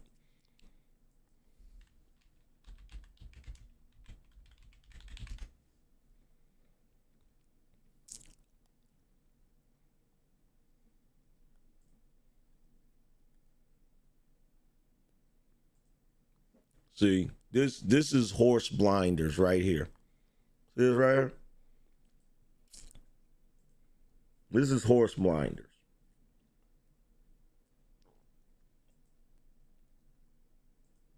For those of you that don't know, right? This is so you can, this basically gives you the ability to control the horse better, right? In fact, what's the purpose of horse blinders?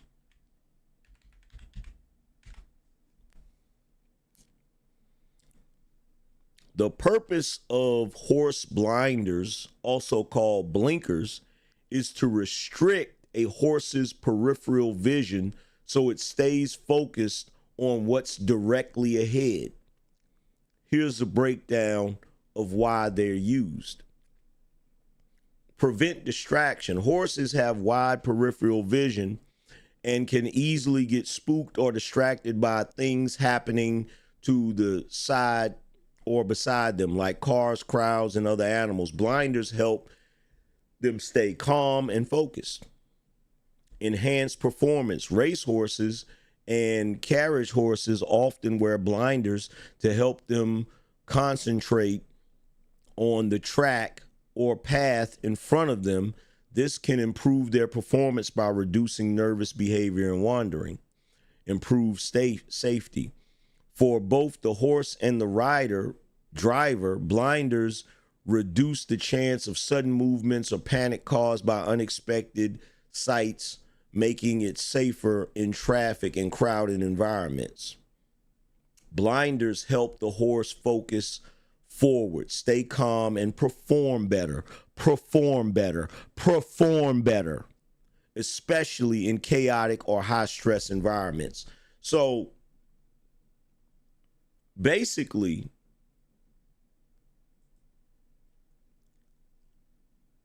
men of the past used to be like horses with blinders on. And that's the reason why these women are always romanticizing and reminiscing about the men of the past. Because the men of the past performed better, according to women. They were less distracted, according to women.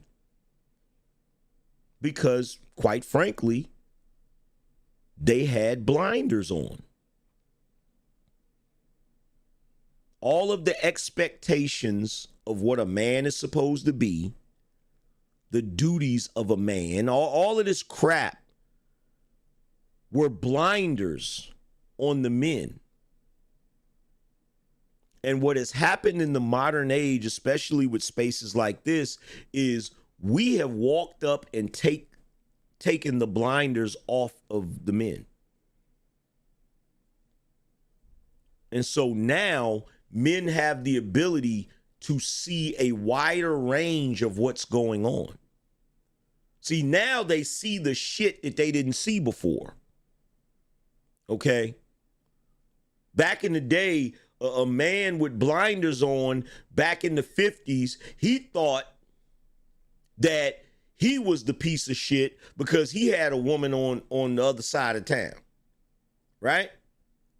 But today, we've taken the blinders off of the modern men and said, no, your great granddad wasn't just a piece of shit for having a woman across town because your great grandma was messing with the milkman. When the part of the reason your great grandma didn't care that your great granddad had a chick on the other side of town is because when he was on the other side of town laid up with that chick, great grandma was screwing the preacher or the milkman or the mailman. But you didn't see that before because you had blinders on. You were blind to what the women were doing, and you only saw what you as a man were doing. So it was easier for them to vilify and demonize men and make it look like we were the problem the whole time, when in actuality, both the men and the women was doing shit they wasn't supposed to be doing. Even to this day, you still hear people talk about the men back in the day were so misogynistic because they had women, they had side women, and those women back in the day had side niggas. That's why a whole lot of folks think that their granddad was their granddad, and that wasn't even really your granddad. The milkman was your granddad. The preacher was your granddad. And see, what makes people like all of these progressive modern folks mad is taking the blinders off of the men. It made the men wake up. It made the men wake up. Now the men see everything for what it's really worth. But there's only one problem with that.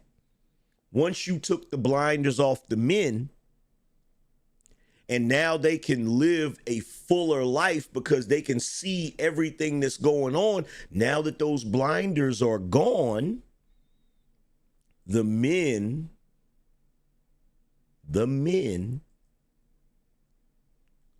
are less productive for the purposes of women.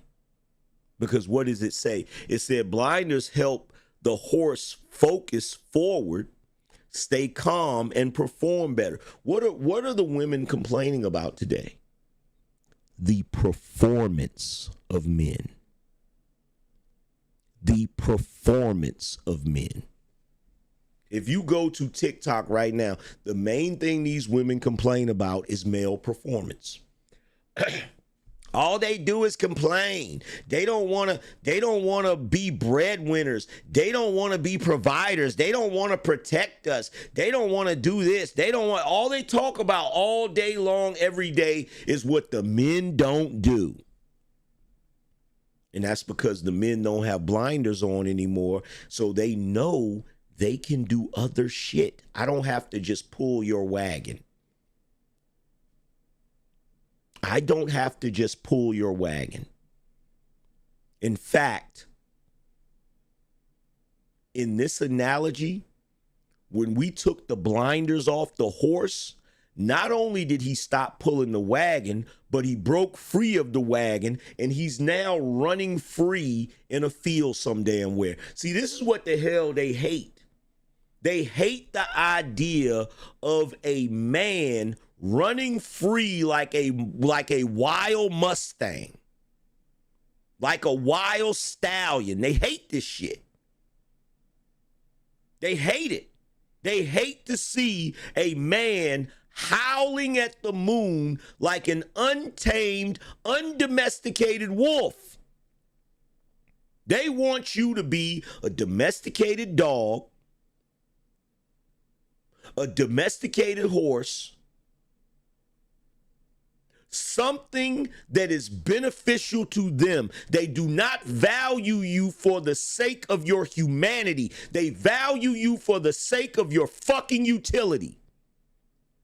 And that's the reason why every time we look up, there's some progressive asshole on a damn podcast trying to define what masculinity is, and I rarely ever hear them defining femininity.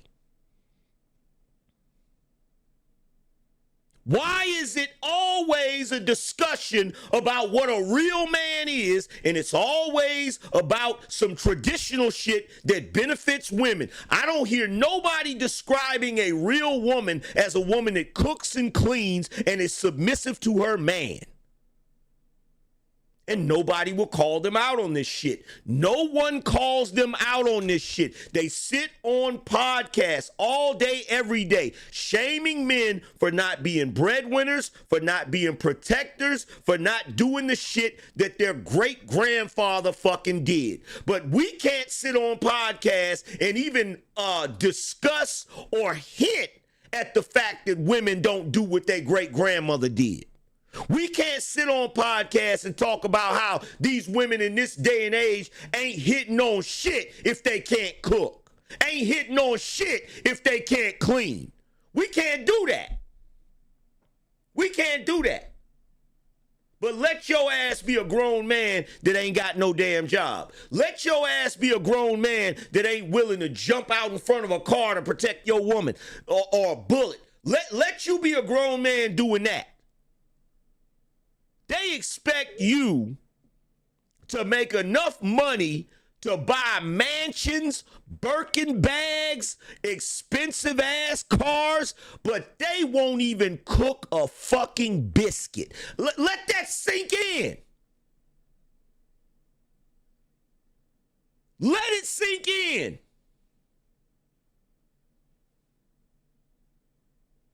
If you said, yo, why you ain't wash the clothes? Wash the clothes. I ain't your maid. You can wash your own damn clothes.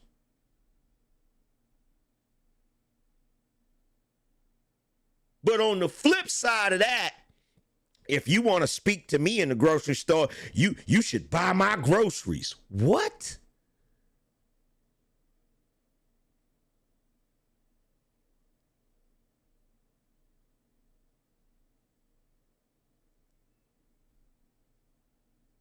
The same woman that will get an attitude with you because you asked her to make a sandwich. The same woman that ain't picked up a vacuum or a broom her entire life. The same woman that refuses to clean the house she lives in.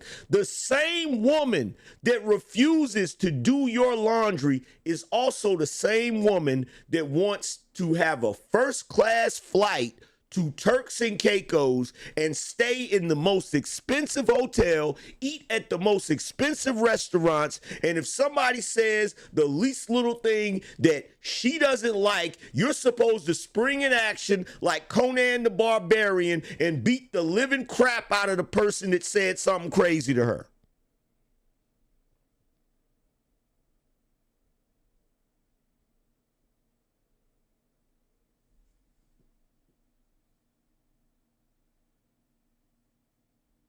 Like, let that sink in. Let that sink in, bruh.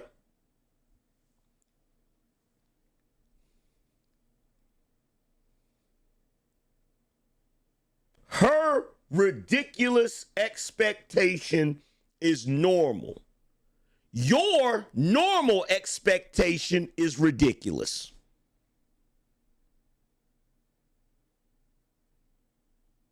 Her ridiculous expectation of expensive cars, expensive homes, expensive vacations is normal. Your normal expectation of her cooking and cleaning and child rearing is ridiculous.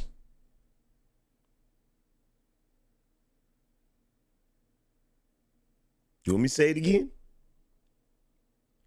Her ridiculous expectation of what a man is supposed to do is considered normal.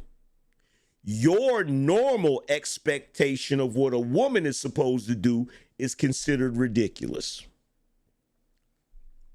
But you got Barack Obama, Michelle Obama, and her brother sitting up on a fucking podcast having a damn discussion about what masculinity is supposed to be, and every man in these spaces that talk against the mistreatment and the misuse of men and the dehumanization of men and the constant shaming to use men like disposable utilities. They're talking about that shit like it's misogyny.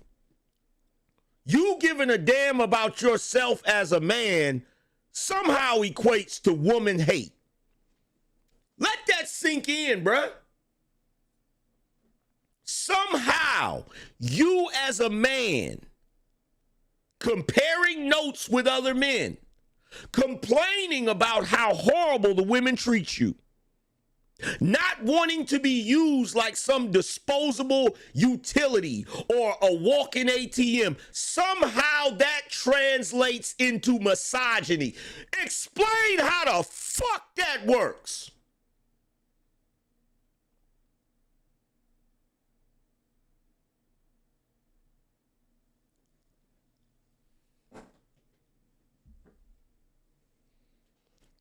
Kill Switch said, what's your take on Caitlin Clark? Somebody do me a favor. Kick Kill Switch out of my chat room, please. Now. Kick that person out of my fucking chat room immediately.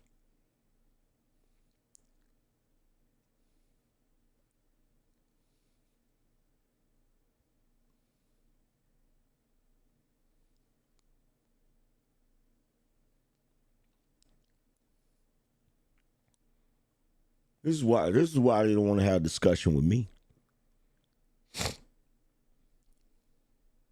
This is why they don't want to have a discussion with me. Because I break this down to the molecule. And it will be undeniable. It will be irrefutable.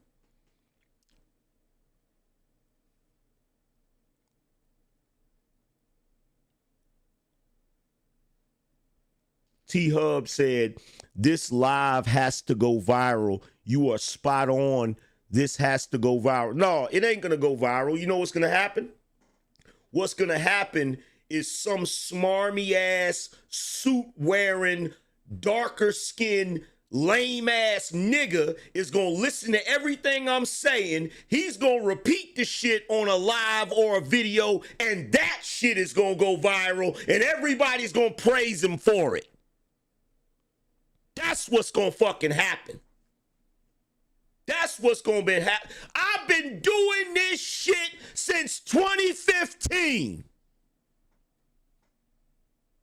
I've been talking like this since 2015. I've been dropping bars since 2015. And I still have not got the recognition for it.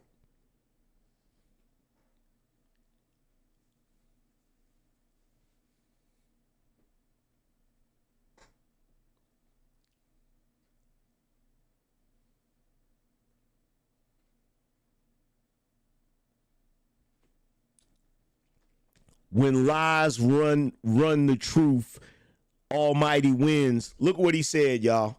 Look at what he said. He said, as long as the message gets out.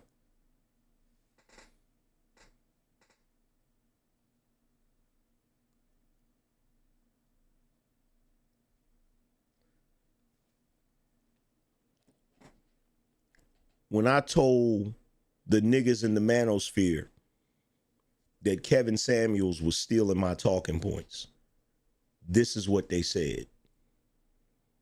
They said as long as the message gets out. But here's the problem with shit like that. And a lot of those dudes were college educated, so they thought they were smarter than me when they said, well, it doesn't matter who says it as long as the message gets out. But see, here's the thing to all you niggas, and some of them niggas I don't even speak to no more. Here's the thing.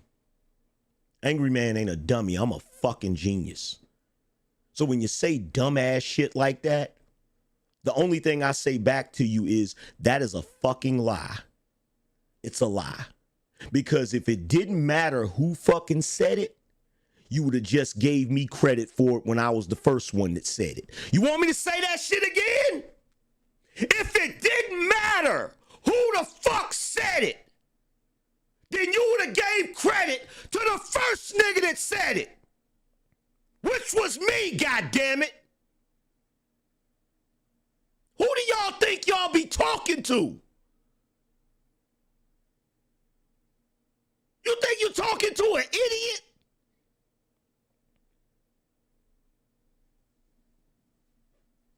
fuck is you talking about?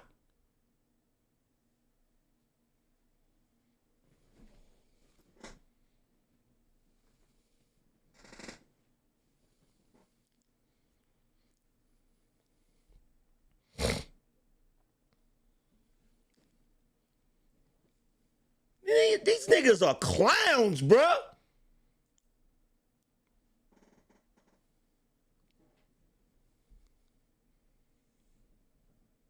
Niggas always running around here trying to fucking come up with some weak ass excuse for fuck boy behavior.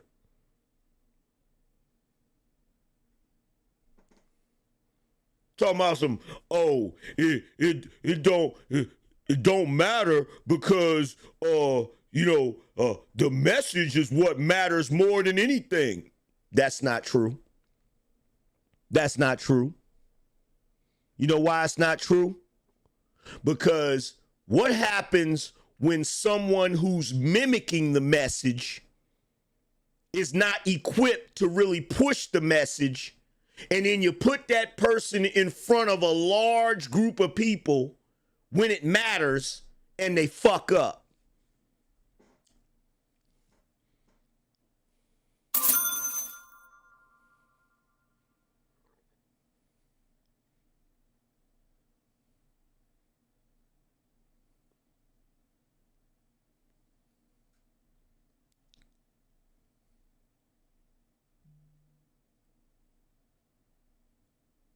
What happens then? What happens then?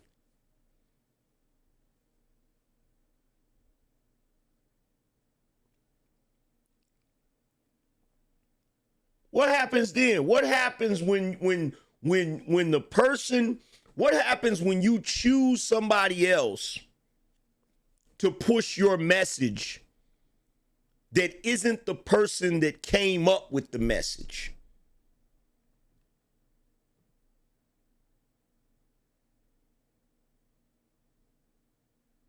Well, what happens then? When that person is on the world stage, when it matters, and they fuck up.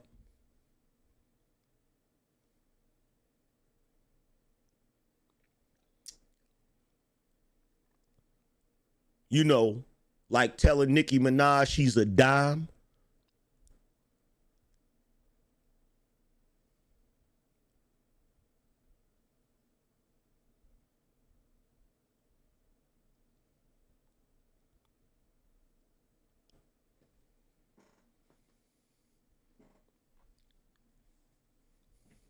Yeah, don't come in here talking that stupid shit to me.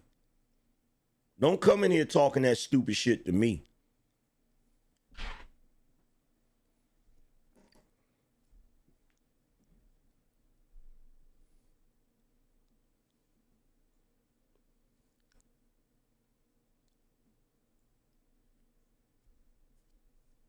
Don't come in here talking that stupid shit to me.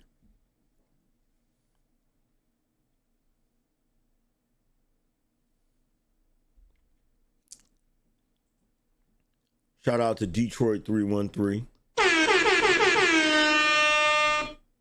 for the double up on the membership. Shout out to Warrior for Truth said Gen X men stood up against the agenda transforming kids and the nonsense in the last election. So now we're the problem. Shout out to Bryson said this whole interview seems like a Trojan horse play, acting like they wanted to discuss masculinity just to turn around and bash men. Exactly. Shout out to Hollow Man. He said, respect AM. They don't like that you're unplugging men from the matrix. Facts. Appreciate you.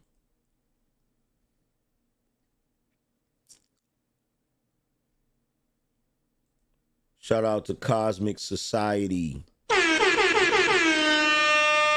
Shout Shout out to Benjamin. He said, imagine a horse successfully dragging a cart for decades without wheels, and then one day breaking free even though strong enough to drag it. Shout out to Bishop J. Jermaine. He said, Angryman, I believe I know the answer.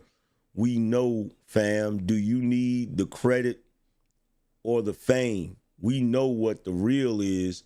This is almost some hip hop shit. Yeah. I want the credit. I don't give a shit about the fame. I want the credit. I could care less about the damn fame. I could care less about the fame. I want the damn credit. That's what I want.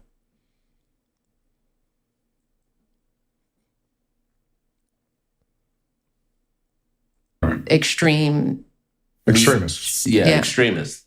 Well, let me ask you this. Yeah, trying to raise these boys. And so she's trying to be somewhere between Forever and then the other show that people are talking about, Adolescence, which I haven't watched yet, which it gets into sort of the misogyny that young boys are exposed to, and the online, the manosphere. They're getting their parenting. They're getting their online. parenting. They're getting their notions of manhood from extremists. Yeah, extremists. Well, let me ask you this. Yeah, because so the shit that dudes in these spaces talk about is extreme. This is what progressives do. This is what the liberal left does. Anybody they don't agree with, they try to label something horrible. That's all they do. That's all they do. Anybody that they don't agree with, that they cannot refute, they will try to label something horrible. It's just like that chick, that feminist chick that went on to whatever podcast. She went on whatever podcast, got decimated by Andrew. So now she's trying to sue whatever podcast. Talking about she feel like she was digitally essayed. Like what? Like literally sitting up there talking about I didn't feel safe. There were people that were in the chat room donating, talking about slapping me for $20. And, I didn't feel safe there. So I was wondering if they were going to do it. Now I'm just sitting there listening to this shit. I'm like, yo, this is the worst type of individual. This is the worst type. Let me tell you something. There is nothing in this world worse than a woman that exaggerates situations to try to weaponize female victimhood. There's nothing worse. Like it's like the first time we really saw that is when the actor that played on House Party 3, the one that called himself Stinky, was on The Real World. That was the first time we really caught a glimpse of that shit. They was in there wrestling on the bed or whatever, and later the chick was like, I didn't feel safe. All right, it was the first time we saw some crazy shit like that. Now, that type of mentality, that's really what we dealing with today. That's really what we dealing with today.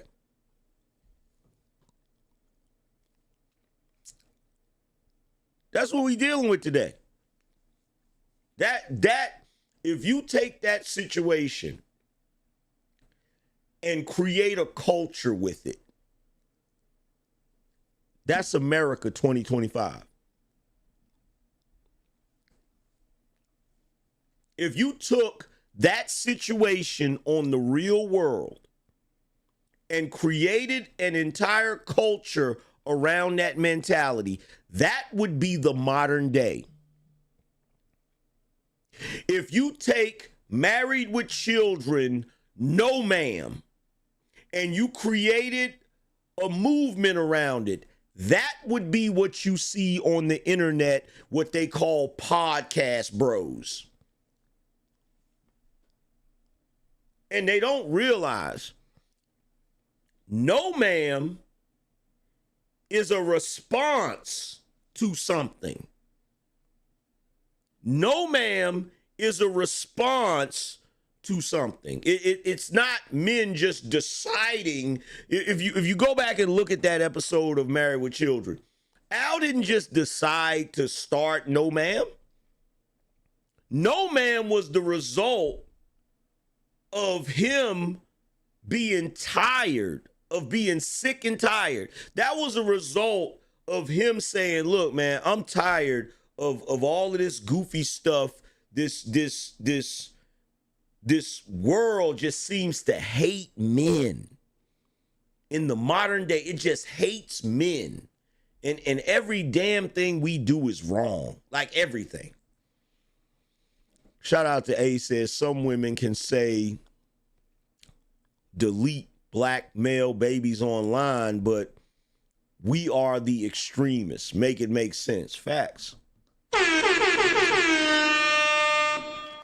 Brandon said, AM, off topic, did you see the clip/phone conversation Charleston White had with Drake on Aiden's stream? I know he watches your show.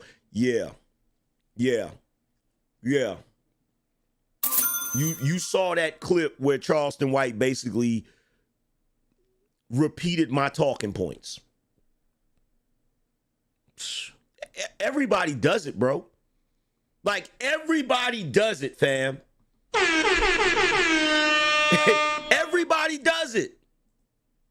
Everybody do it. Everybody do it, bro. Like, the only thing I wouldn't care if everybody said the shit that I said, if they would just give me credit for it, bro. How hard is it to say, right before you say some shit, how hard is it to say, yo, it's just like this guy I watch on YouTube named Angryman always says. And then just say the thing. Why is that so difficult? Why does everybody try to pawn off someone else's genius as their own? Why? Just fucking give me credit, for the love of God.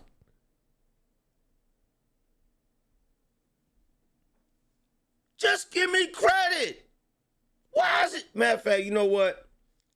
Shout out to Philip. Appreciate you.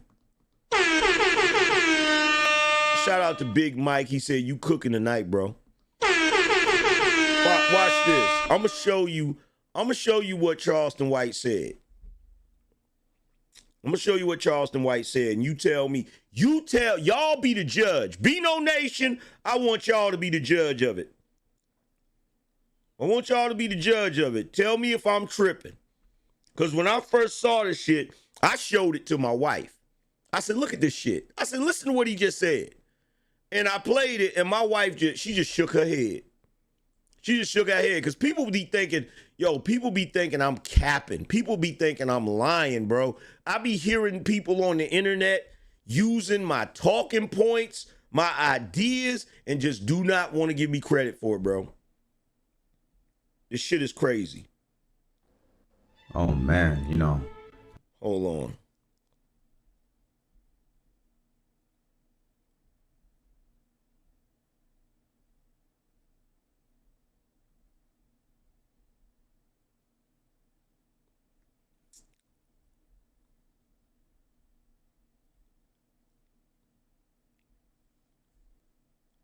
Listen to this. Watch this. In fact, I'm going to pull it up on the screen so y'all can see it. Fuck all of that.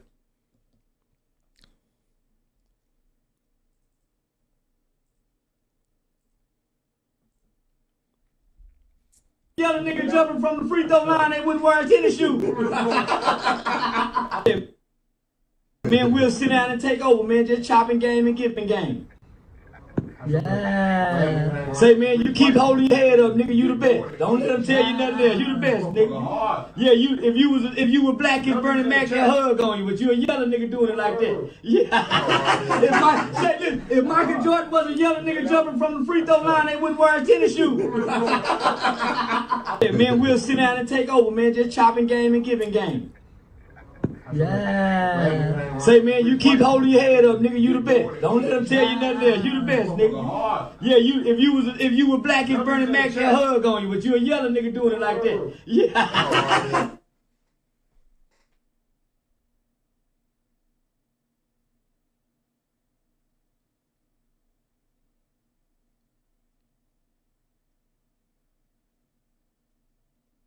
Who the hell else on YouTube has been adamantly saying the only reason Drake is receiving hate is because he light skinned? Who else has been saying this shit, bro?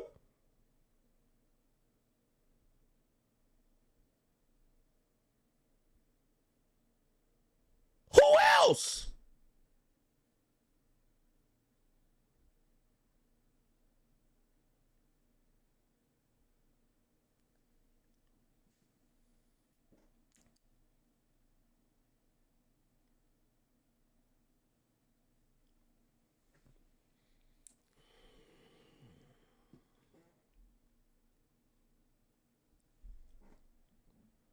Shit is crazy. This shit is nasty work, bruh. This shit is nasty work, bruh. And this nigga literally said, yo, if you was dark as Bernie Mac, they would hug you. Ain't nobody else said that shit on the internet but me. I said and Charleston slick. He's slick with it because he changed around the names. What I said was this. I said, if Drake was a dark-skinned rapper, they would have already crowned him king. Y'all heard me say the shit. Nobody else has been running around the internet saying this shit. I'm the only one. And then just out of the blue, Aiden Ross is on FaceTime with Drake, and Charleston White is there, and he says this shit to Drake.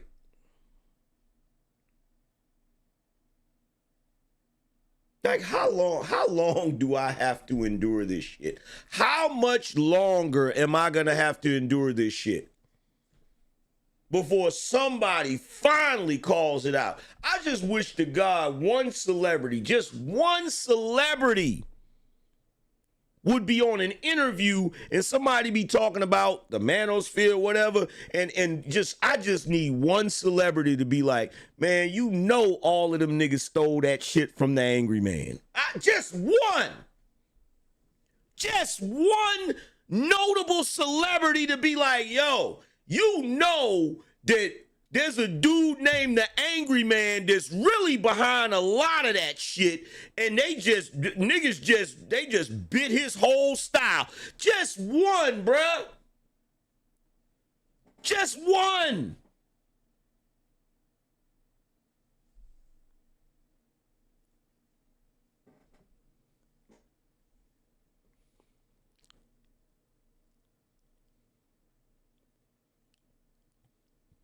You know what niggas be doing? This is what niggas be doing, bro. You know how they talk about people aura farming? You know what niggas be doing with me? Pause.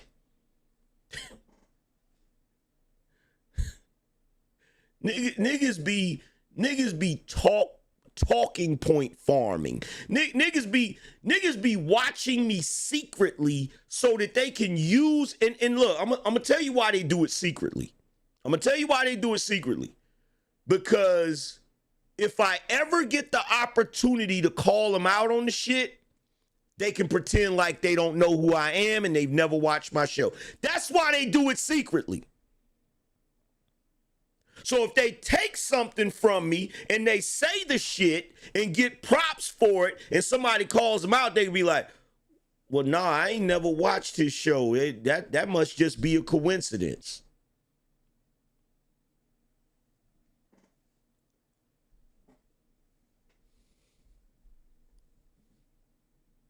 Shit is crazy, bro. Dan said they trying to steal your flow, word for word, bar for bar.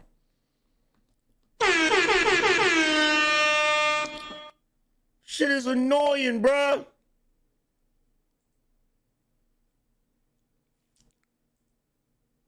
This shit is annoying. On a whole other level, fam.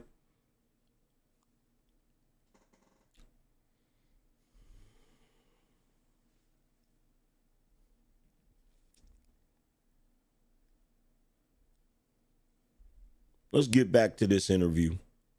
Because let's go back to the original question. All right, Emma's trying to figure out how to raise boys.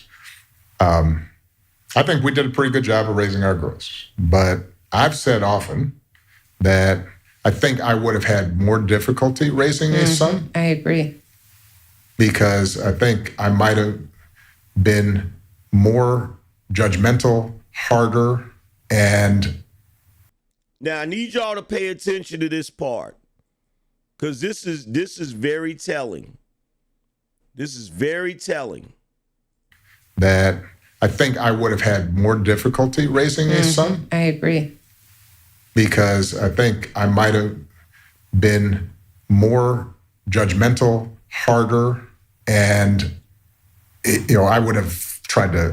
I like to think I would have been more self-aware enough to combat that. Mm-hmm. But I just think father-son relationships, for me particularly, if I don't have a dad around to show it to me, might have been more difficult. So, well, yeah. You definitely would have had more difficulty raising a son, considering the fact that you and Michelle and those of you on the left hate men. It's gonna be more difficult raising boys when you hate them. Like, he literally had a Freudian slip right there. He's admitting that if he raised a boy, it would have been more difficult because he would have been more judgmental. He's literally admitting the bias right there in the interview.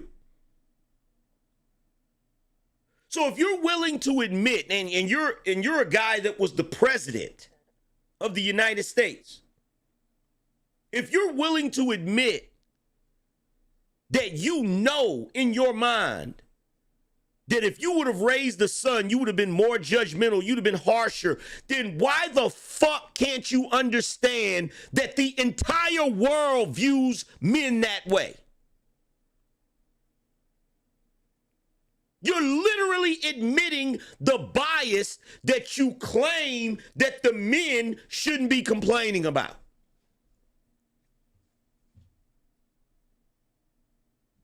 So if you're thinking that the people in these spaces are extremists, it's because drastic times call for drastic measures. How long has the entire world had the same mentality that you got as it pertains to boys? What do you think happens when you're raising boys and you're treating them more harshly than the girls? What does that look like once they become grown?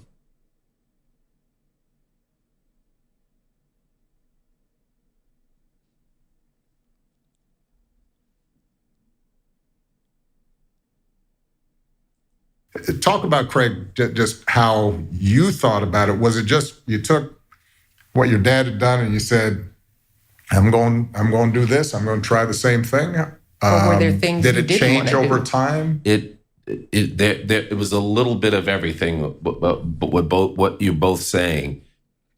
Initially, I thought, okay, I'm going to take what I learned from Dad, all the things that I thought were positive, and then the couple of things that I thought were negative, I was going to try and repurpose. Right. What were some of the positives? Well, it's just kind of the stuff that I named before. The willingness to get up and go to work every day, taking me with him to see what it was like to have male relationships, either at work, at the barbershop, he didn't go to the gym, but in places where men hung out. Right. The record store, we would go to the record store every now and then, and he'd have a bunch of friends there. That sounds like an old I know the record idea, store. going to the record store. Oh, it's come back. It's come back. Oh, has it? Okay, Yeah, good. Good. It's retro. But those were some of the positive things. How to walk with mom when you're walking down the street. Always walk on the street side. Yeah. On the street And side. holding the door and opening the door for her, allowing her to go in. It was just things like that. Right. And then I'd have to really work at thinking of something negative that Dad did. But well, what about? Let me ask this though. I mean, Dad also came home, put his feet up. He didn't always cook. Or he didn't do dishes. He didn't do. But you have to remember that I was thinking at the time that was okay because he was at work all day and he needed to rest, and mom was always cooking. So, but that's a good one. That's a good potential negative. Gender role.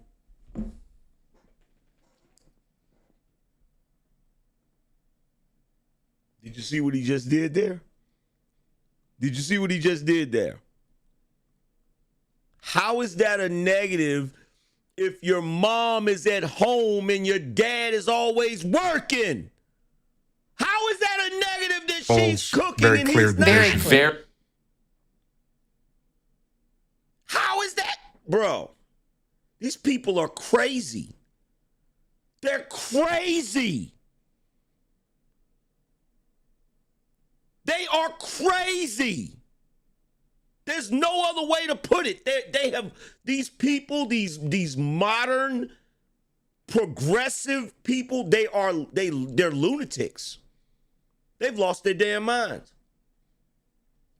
They've lost their damn mind. They're literally having a conversation about the finer points of traditional things that are expected of men while simultaneously trying to make everything that is expected of women that is traditional negative. How does that work? Shout out to A said, AM, I said this humbly, all these ninjas, your sons, you're the god of talking points in this space. Best to ever did in my eyes. Salute. Appreciate you, bro.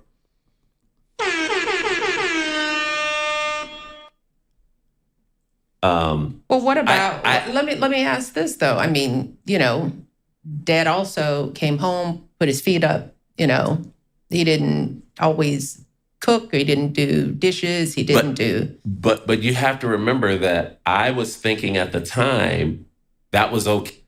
She said Dad came home and put his feet up. Didn't you say he had MS?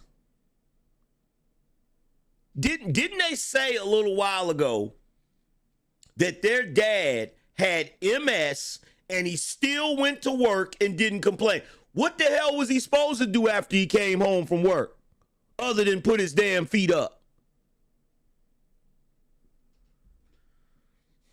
Okay, because he was at work all day and he needed to rest, and mom was always cooking. So, but that's a good one. That's a good potential negative. Gender roles, very clear division. Very clear gender roles. Very clear. And I thought, okay, I'm going to do the positive things and then sort of expose Avery, who's my oldest, to less of the negative things. And you have to remember, Avery's 33. So he didn't have to worry. We didn't have to worry about social media. There was very little internet stuff. We really focused on how to behave out in public as a guy, or I should say, how to get along, how to treat girls, how to have conversations. But with Austin and Aaron, it's more of how do you deal with social media? Yeah. And why is how to treat girls a conversation instead of just teaching the child to be a decent person? Why is there such a heavy focus on, well, you got to treat girls this way? Like, why wouldn't it just be a focus on raising children to be decent people?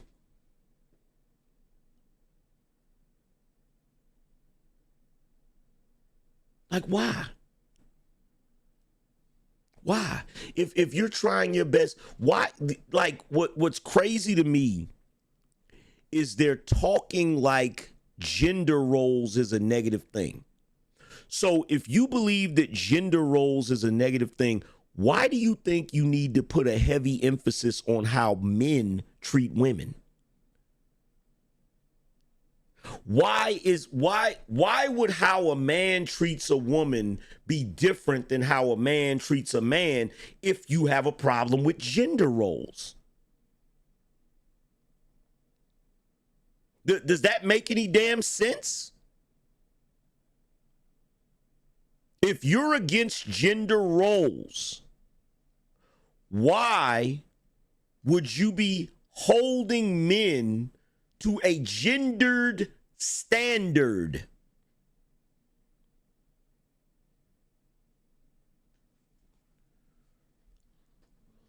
This is why they don't like guys like me on the internet talking, because we call out shit like this. This is what they think is extreme. Because we got enough sense to know there's nothing extreme about it. It's just common sense.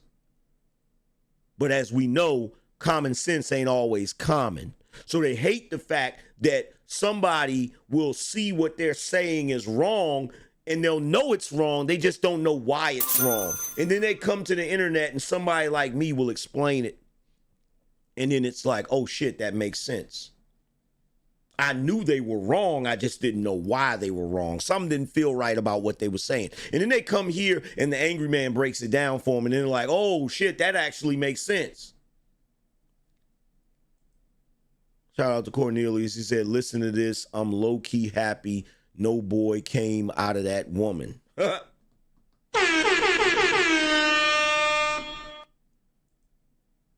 And which was in Forever, the whole premise of the show. What are you supposed to say when you do Is that? this a spoiler alert? Spoiler alert. Yeah. Was a video that got leaked. Mm-hmm. So we're constantly talking to them about that. And now I have even more things to draw from because I raised Avery, right. And there were some things that I was like, I wish I hadn't done that. I could have done that better. I could have done that better. Whether it was sort of, you know what, my father. It's interesting that we're actually doing this topic, right? My father came by my house today, right? And there's one thing he said to me that stood out in the conversation. He said, I did a good job raising my boys. He told me I did a good job raising my boys. And I can honestly say I appreciated that. But one thing's for certain, I didn't raise them the way these damn progressives are trying to raise the men now. teaching them how to drink. I mean, if you don't know how to, you could end up in a bad situation. Right. More direct conversations about the first time you're with a woman intimately. Mm-hmm. Right. Do you mean sex, Craig? I do mean sex. And it's funny how I was...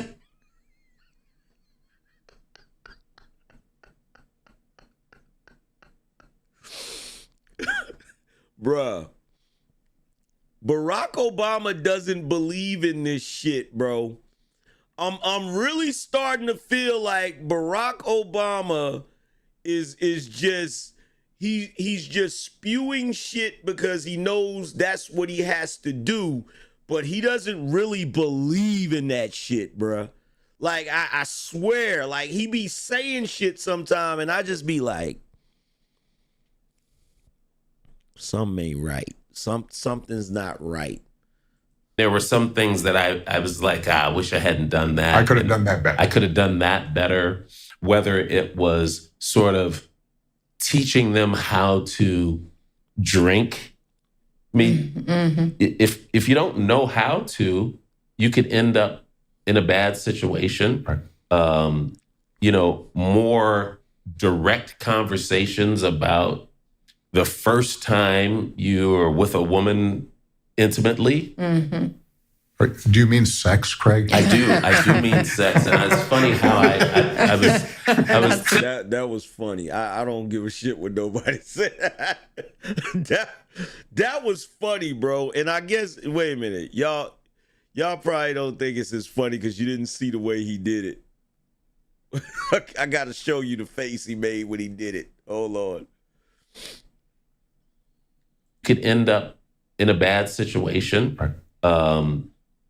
More direct conversations about the first time you were with a woman intimately. Do you mean sex, Craig? I do mean sex, and it's funny how I was. The way he leaned in, he's like, "Do you mean sex, Craig?"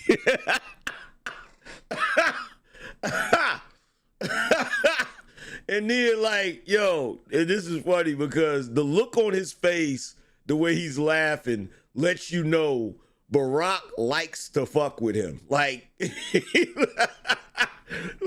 do you mean sex, Craig? I was tiptoeing around. Craig got a little. I was gonna let him do it because too, I feel like I'm I was like, on you television. made me nervous. I was just like, let me just let him get through this. But That's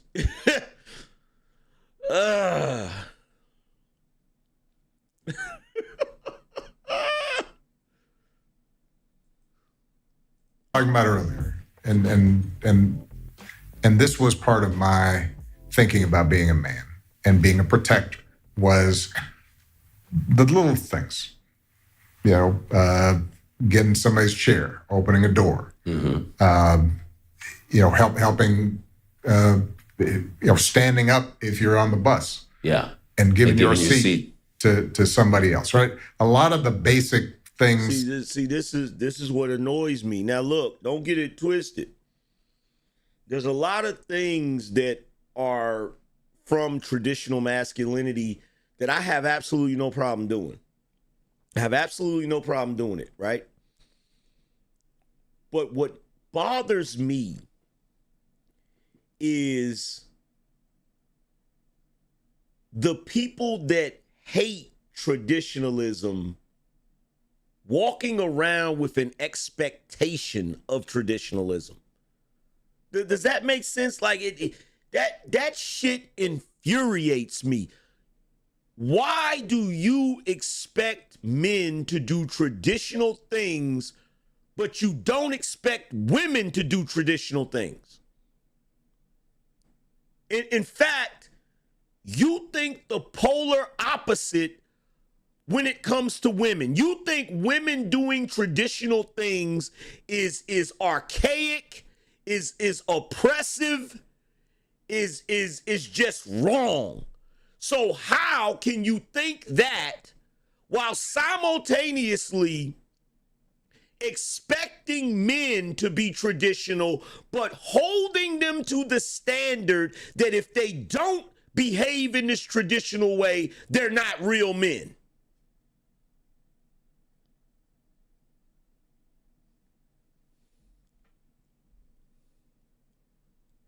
That also just had to do with being thoughtful, right? This was like being kind. Being kind. I mean, this was male expressions of kindness and consideration. it used right? to be called common courtesy. Common courtesy. Can I ask, because as you guys are talking about these characteristics and traits, again, a lot of it is how to behave, the external part of you. But I think what I hear that gets missed, and it was missed in you guys growing up in definitions of manhood, was the internal self. Yes. When do we talk about the way women are supposed to behave? I'm still waiting for that. I'm still waiting for that. I'm still waiting for the big podcasts and the liberal lefty podcasts that love to talk about what men are supposed to fucking do. I'm still waiting to hear about what women are supposed to do that men benefit from. Because all they ever talk about is what men do that women benefit from. Shout out to Big Joker. Said social media is the new music business. I found out back when they let us upload our own music on MySpace. Found out it was hella talented dudes out there, but the industry keep hot boys in rotation.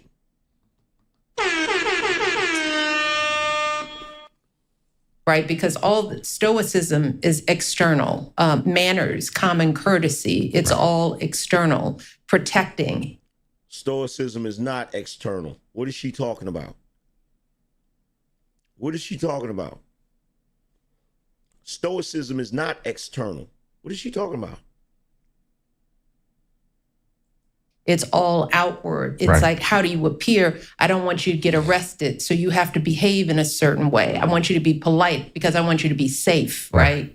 And there's not a lot of conversation at this table about, well, how do you feel? And how are boys being taught to help sort through their internal selves? And it's almost like you're supposed to pretend like you don't have an internal self, an internal emotion of hurt or fear or all the things that are natural of any human, but definitely, fears and emotions that young boys, adolescent men, grown men are feeling. But there's no talk in any of these conversations about being anyone, father present, father not, helping boys guide through that piece of it. It's almost as if we are raising boys and pretending like their outward selves are the only things that matter. And guess what, Michelle?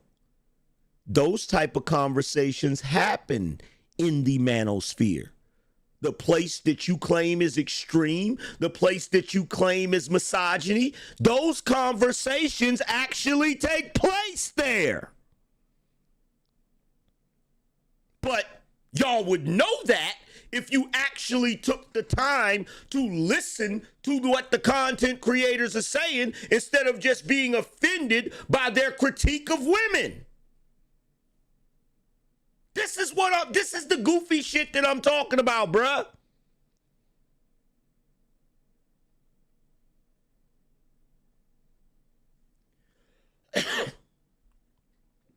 This is the foolishness that I'm talking about.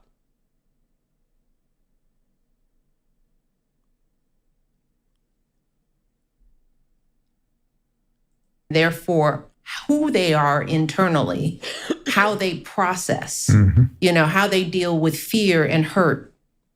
Like that, that's not even on the list of. No, I would agree with you. It's not on the list because I don't know about you, but during my upbringing, nobody talked about that. Yeah, so that you couldn't even have that for yourself. I wouldn't even known how to have it, right? Yeah. I would have. I'm just trying to. Exactly. Nobody talked about that back in the day. You know why nobody talked about that back in the day? Because like you said earlier, men ain't supposed to complain. These jerks are literally contradicting themselves in the damn conversation. They literally just described masculinity a little while ago as men don't complain. And now when Michelle says, well, what about the inner self? What about the hurt and the feelings that men feel? It's like we're training boys to believe that their only self they have is their outward self. Well, duh. In order for us to know how a boy feels or if he's hurt, he would have to complain. Duh. But how is he supposed to complain? How are you supposed to know what's going on in his mind? How are you supposed to know what his feelings are if you have literally made a clear-cut distinction that one of the prerequisites of manhood is not complaining?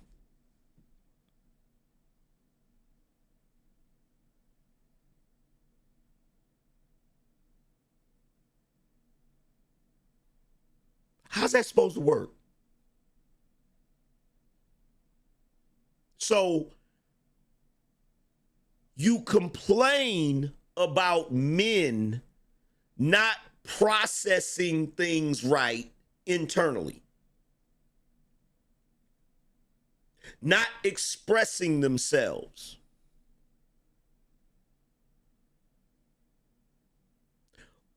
But simultaneously, you deny them the mechanism with which they need in order to express themselves.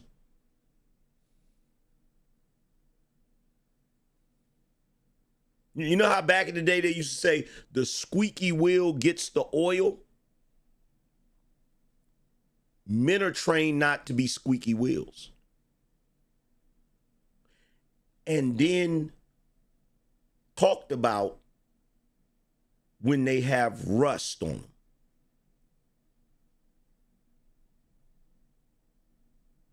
Men are trained not to be squeaky wheels. In fact, they're trained that the only way you can be a man is if you don't have squeaky wheels. But when those wheels rust for a lack of oil, they look at you and say, why didn't you squeak? If you needed oil, why we didn't hear no squeaking? Because you fucking told me not to squeak.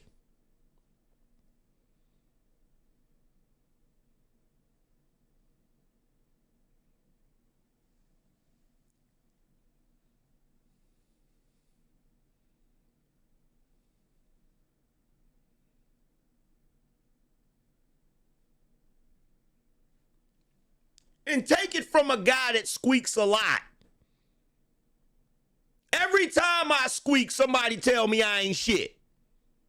Every time I squeak, somebody tell me I'm a woman hater. Every time I squeak, somebody say, you're crying again, Angryman. Every time I squeak, somebody says, oh, all you do is complain. As a man, we get treated like shit for expressing ourselves, voicing our concerns, and explaining the things that we don't like that affect our life. We get treated like shit for that. And the men who quietly suffer in silence get rewarded. Not really, but they get the benefit of their family saying that they're strong men. You know, after you die from some stress-related cause, they'll say nice things at your funeral because you allowed everyone to use you and abuse you and take you for granted.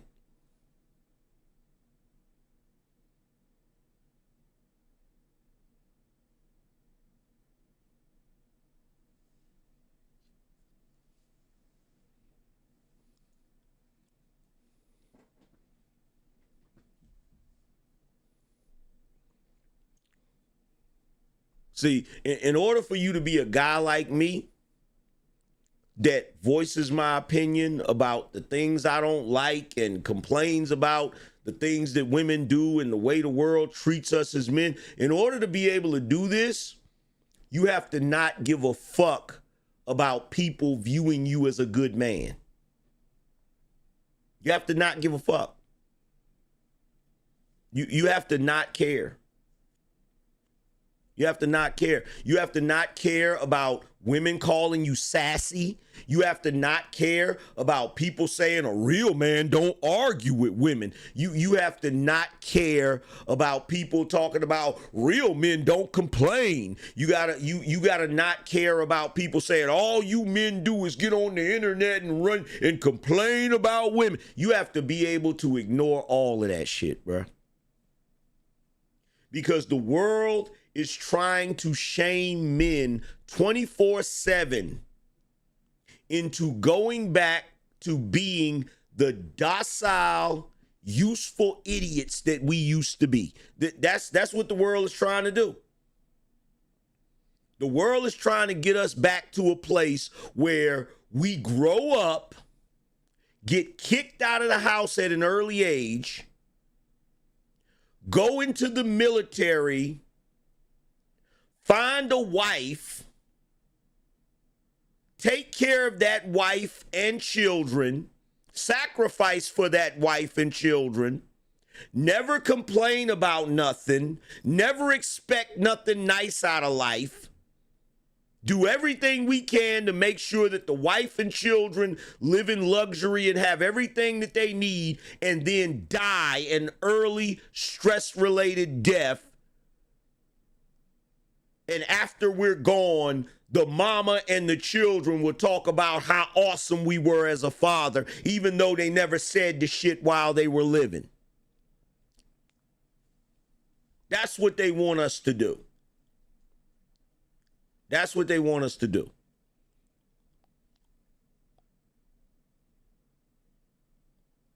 That's what they want us to do.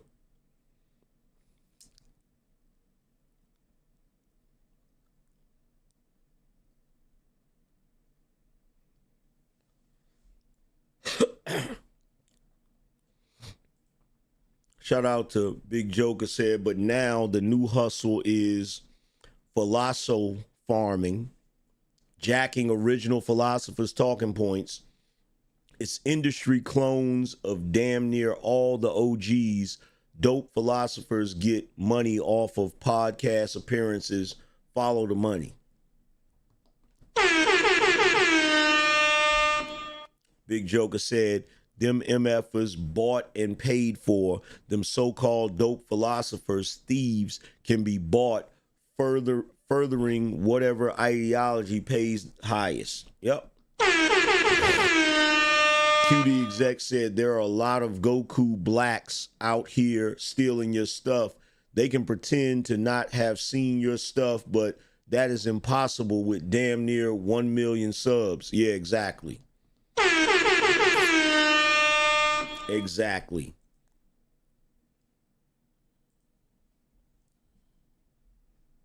Exactly. Think about the times when I felt insecure, that's internal, or I felt fear, or I felt some sort of way. I could always go to dad and say, I'm feeling this because of something that took place. It wasn't, I didn't even know that I could be feeling this just inside and it not manifesting itself. It was always a discussion on something it was some issue that had come up. And so it was a problem-solving conversation. It was always a problem-solving conversation. Well, look, I do think that is part of the culture we grew up in, was not that you didn't have feelings, but you ascribed them to a certain situation. You know, somebody's messing with you. You're getting bullied at school. You didn't make the team. How should you deal with this, right? And then there would be real conversations, but it very much was around, all right, stuff happens in the world and you've got to deal with it. And it goes back to the whole notion of being strong, self-reliant, don't be a baby, etc. I do think that one of the differences for me was being raised by a teen mom, and young mother, was she would talk to me a lot about how she was feeling, and in turn I could talk to her about how I was feeling. And And so I do think I developed some internal vocabulary around this. And frankly, and I know this, conforms to my nerdy reputation that my wife likes to tease me about, but books taught me a lot about emotions, right? I like reading and movies and TV shows, et cetera, but getting that sense of, oh, this is what people go through, and developing kind of an inner monologue about situations. How are other people feeling? How am I feeling? I tried to kind of piece that together, and it was imperfect.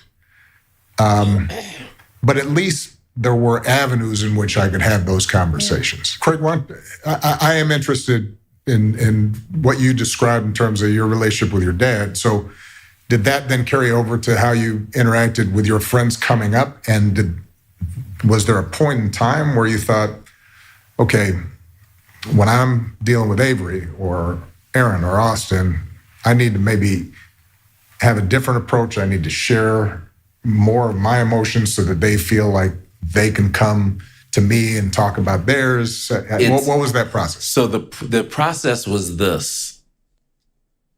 I felt like once I had kids, I had to reevaluate everything, right, which included my relationships with my friends and family and work and the whole thing. And I realized when Avery was born, I needed to cut down my circle of friends to the serious ones, because I've got some serious business of raising this these kids when Leslie came along. And it was about that time that it is probably the first time where I had really deep conversations with my male friends, where you started to understand, okay, something's going on with this person. Let me find out what it is. Right. Something's going on with me. Let me share it. Right. That's the hardest part, at least for me. One of the things you've both been good at is having male friend groups. And studies show that the rate of loneliness among young men and older men has gone up, which pushes them into these manosphere spaces, because it's the only place. Here we go. There it is. There it is. There it is. There it is. There go that lie. Male loneliness. There go that fucking lie. So now they're trying to take our camaraderie. They're trying to take our collectivism. They're trying to take the community that we've created online that has benefited us tremendously and pathologize it and make it seem like, oh, the only reason these men are congregating on the internet is because they're lonely. Y'all see this bullshit? Most haters said, great analogy. Craig sound like he got sugar in his tank. If the Obamas had a son, they've been first to do what Wade and Union did. And AM, you know what's worse than accountability? It's the word that you said on one of your other streams, reciprocity. Yep. $50 boss up. Stack up and match up. Something's going on with me. Let me share it. Right. That's the hardest part, at least for me. One of the things you've both been good at is having male friend groups. And studies show that the rate of loneliness among young men and older men has gone up, which pushes them into these manosphere spaces, because it's the only place they're going to find community or to talk to one another. Can you guys talk about how you both have managed to maintain friendships? What do you think is different about the way you guys have lived lives? I mean, Barack, you've maintained. Bruh. So a few years back, dudes used to come online all the time and tell guys like me that we ain't doing shit. We ain't making no change because all we're doing is sitting online and complaining. All we're doing is sitting online running our mouths. How many of y'all have ever saw somebody come on to a YouTube podcast or a Google Hangout or StreamYard and say, man, all y'all do is sit up here and run your mouth. Y'all ain't changing nothing. The internet ain't real. This ain't the real world. Y'all need to go outside. Y'all ain't moving nothing. Y'all ain't changing nothing. I can't tell. I can't tell. There was a time where all of these mainstream people, politicians, movie stars, TV stars, they wouldn't dare say the manosphere. They wouldn't say it. It was like saying Voldemort's name. They wouldn't say it. Now, every time you look up, they saying it. You know what that's proof of? That's proof that it is so impactful that you cannot ignore it. It's the same shit that's going to happen eventually for me, the Angryman. At some point, people are going to have to acknowledge it because look, and it's fitting, me being the person that had the impact that I had, it's fitting that I'm being treated the same way the manosphere was treated. Ignored until it's unavoidable. Ignored until it got so big that you just can't ignore it. It's the same shit. Obtain your friends through being in the White House, but there are a lot of men out there in the world who say that they don't have more than a couple of friends, if that. I was in high school mostly being raised by my grandparents. Mm-hmm. And I ended up making a bunch of friends, a lot of them who were basketball players, but not all. And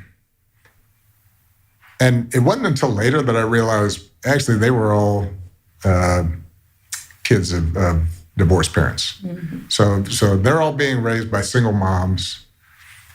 It was almost like we kind of created our little tribe.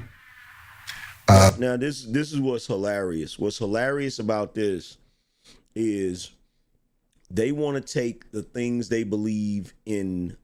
They want to take the things from traditional masculinity that they believe is negative and condemn it while simultaneously normalizing single motherhood. Did you see how he just did that real slick? So we're going to demonize the things in traditional masculinity that we don't like, but in the same breath, we're going to normalize single motherism.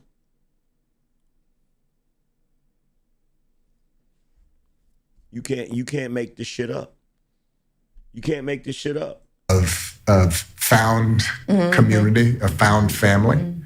And you now know them all. Bobby, Titcomb, and Greg Orm, and Mike Ramos, and they were an opportunity for me actually to learn how to share. And what that did teach me was that having male friends I could talk to and count on was important to my life. Mm-hmm. And it turns out, actually, what we've learned is our families, our nuclear family was healthier and happier precisely because we had a bunch of friends. And we had, essentially... Yo, this is so corny. Dudes don't talk like this, bro. This is a female conversation. Like, I've always wondered about Barack Obama. Like, he seems suspect. Michelle's brother seems suspect, too. Like, Bro, this sounds like this is a conversation that women have. This is not a dude conversation. This is not a guy conversation. And the way he's sitting there with his leg crossed, bro, y'all already know, man. I have a problem with grown men that cross their leg like that, bro. Like, I have a serious problem with grown men that cross their leg like that. That shit, it just looks super duper, you know what, to me. Non-blood aunts and uncles and cousins, play cousins and all that, who were around. Yeah, they're mad. I'm gonna tell you what they're mad about. They're mad that masculinity is making a comeback. That's what they're mad about. Shout out to Big Joker, said they make it sound like y'all recruiting for vice lords. Yeah, they do. This shit is laughable, and this is what they don't realize. It's like, look, this is the part they don't get. To try to get on a podcast and demonize the manosphere, that is a waste of time. That's a waste of time. That is the same waste of time that's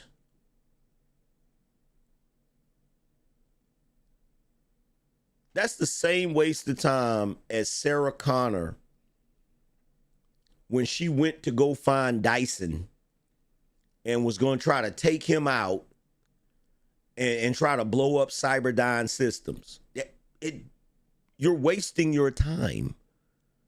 You're wasting your time, because if you found out anything from the third Terminator movie, you found out that the shit is software. There's nothing you can do about it. At this point in the game, there's nothing you can do about it.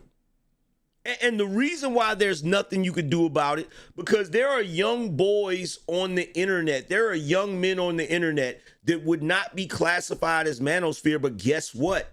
They got the same mentality. They will call out their friend for being a simp. Many of them have no desire to get married.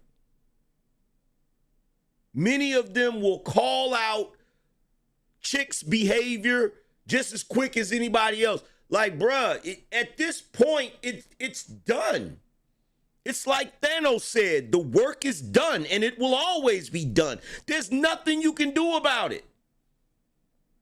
And this is not a Marvel movie. You're not gonna find Ant-Man and Ant-Man and Tony Stark and Professor Hulk are not going to come up with a way to use the quantum realm to go back in time and change the shit.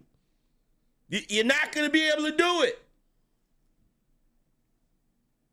You're not going to be like, so sitting around talking about these men, this is the reason why they keep going to the manosphere. This is the reason why bruh, it's too little too late. It is too little too late. It's too little too late. If that space were a building, okay? There's no one in the building. There's no cars in the parking lot. The windows are boarded up. And there's dust on the building. And the reason why is because there's no need for the building anymore. There's no need for it anymore. There's no need for it. You're talking about the manosphere the same way people are talking about cabs. There's no need for cabs anymore because Uber exists. It evolved. It evolved. There's nothing you can do about it. There's absolutely nothing that you can do about it. There's nothing you can do about it. It's software now. It was always software. So when you're running around focusing on, what Kevin Samuels said, or what Alpha Male Strategy said, or what Coach Greg Adams said, or what I said, or what Fresh and Fit said, it doesn't matter. Because they heard it. And it made sense. And it was logical. And it was the truth. And it was undeniable. Like you can do everything in your power. There's a lot of things you can do to silence shit. But you can't silence an idea. Not one that works. Not one that's accurate. Not one that is intuitive. Not one that matters. You can't do nothing with that. You can't do nothing with that. Like, and it's about time. I'm sorry, y'all have enjoyed feminism long enough. Did you think feminism was going to continue to reign supreme? Did you think that there wasn't going to be a response? For every action, there's an opposite but equal reaction. That's science. That's science. There's absolutely nothing you can do about it. So this thing that you're doing is ridiculous. And by the way, this is weird as shit to me. Why does Obama have a tan on his arm but not his hands?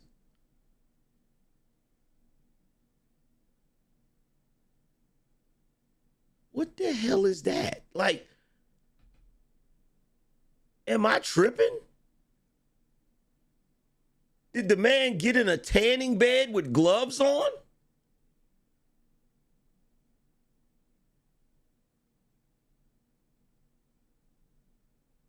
Tell me that's not weird.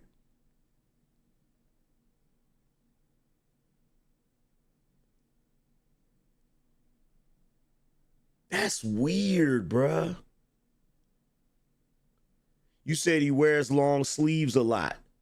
Well, then it would be the opposite. What are you talking about? If he wear long sleeves a lot, his hands would be darker than his arms.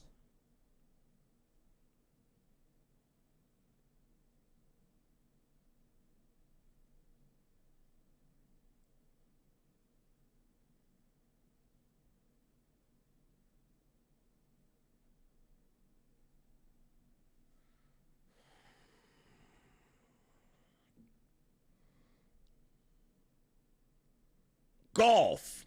That makes sense. Thank you, Steve H. Thank you, Steve H. That was weird for a second. You're right. It would look like that if he was playing golf. It would look like that. It would look like that. That makes sense. That makes sense. Yeah, appreciate that. That was getting weird for a second. So I'm trying my best to figure out, like, what the hell? Yeah, that makes sense. That makes sense. That makes sense because golfers do be out there with the short sleeves, but they had the gloves on. That makes sense. He's been out there playing golf. All the time, right? But even with my close male friends, there was a phase, when we were in our 30s and into our...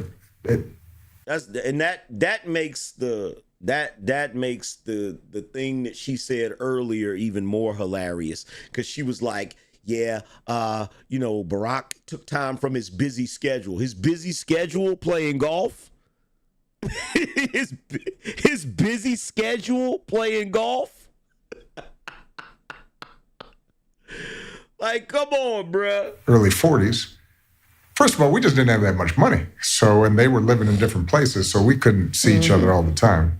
But we did stay in touch, and what I figured out, and that lasted through the White House, as I collected other friends and in Chicago and in college, and was just being intentional with your friendships, making the. You know what? And I'm looking at the video. It's just this hand. It's just his right hand that's light. So that must be the hand he has the glove on when he's playing golf. Investment, knowing it's important, letting them know they're important to you, your friends, small gestures, all that stuff mattered. And I do think that guys sometimes don't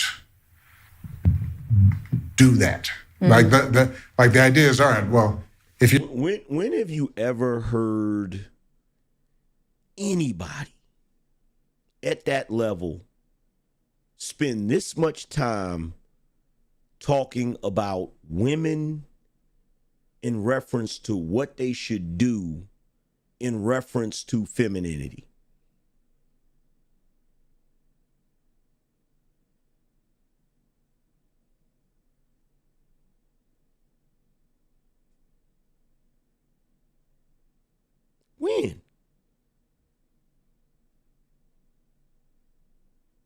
When? When have you ever heard anyone on a podcast dissecting women like this that comes from their background, progressive lefties and all that? You don't hear it. You're around, we can hang out. If it happens, it happens. But yeah, I know so many men who don't call each other. Yeah. They don't talk on a regular basis. They're Right, they best just wait. friends. And it's like, well, I saw him 3 years ago. He's my best friend.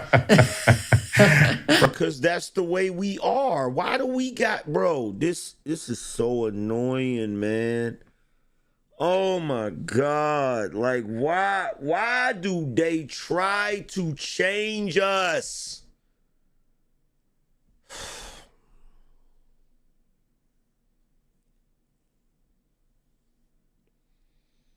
right, and so I think I have gotten better about this. And one of the things that got me through the White House was that those same three friends that I knew, from high school, I saw them all the time. Yeah. And Bobby Titcomb became was during most of the White House was a commercial fisherman in Hawaii, and Greg Orm was managing a yogurt plant in Oregon. Oh my God. Like, sweet Jesus. There's one more part that I wanted to dissect, and it's taken forever to get to this part. I gotta find it. This is crazy. Because she's a mother trying to figure this out. And I do think there's a question, like the original question of why do we love our sons and raise our daughters? And I think that's something worth sort of talking through among mothers, because sadly, many mothers are parenting. That is a crock of shit. Oh my God, that is the biggest crock of shit. Why do they lie like this? She said, why do we love our sons and raise our daughters? Y'all are so full of shit. It's actually the other way around. You actually raise your sons and love your daughters. Like, what, bro, why do they lie like this? Why do they constantly push these lies that are so easily debunked? Alone, which is a huge problem. I think Scott Galloway, there are other researchers out there who say that one of the challenges that boys face is that there just aren't enough men in their lives. The men have disappeared, whether through divorce or fatherhood. This is a lie. The CDC literally did a study about this. What do you mean there aren't enough men? Oh my.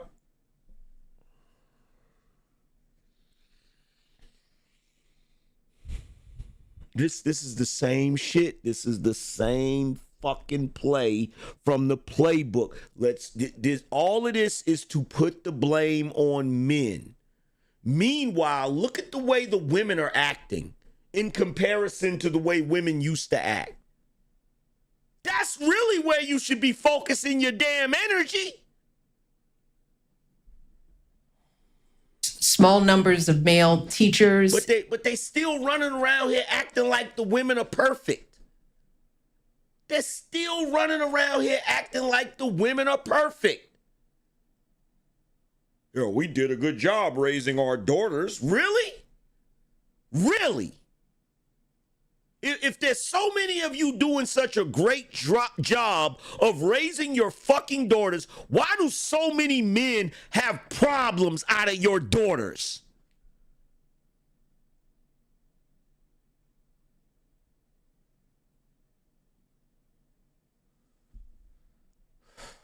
Shout out to Cutie Exec. He said, we base our friendships off of what we've been through together. Like Patrice said, so stood tall, showed loyalty, no need to talk every day. Fuck out. Exactly, man. Exactly. The reason why we as men do not have to talk to our friends every day the way women do is because we're not insecure and in desperate need of constant validation. I'm going to say it again. The reason why, as men, we don't have to talk to our friends every day is because we don't suffer from a loneliness epidemic. We don't have a problem being alone in solitude. We do not have emotional issues to the point where we need constant reassurance and validation.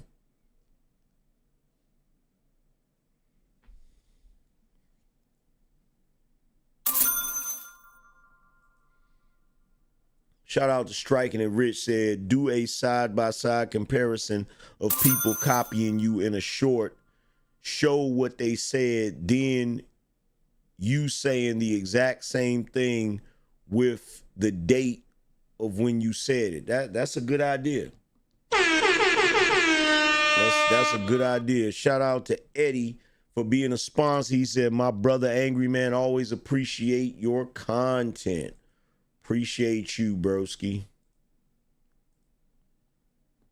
Here we go again. $100 boss up. Going down. Stack up and match up. Yes, indeedy. Appreciate the love, bro.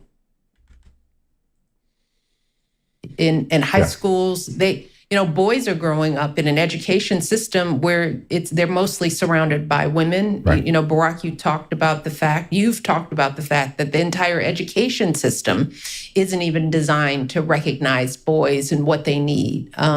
Okay, so instead of blaming boys for that, why don't you fix the shit?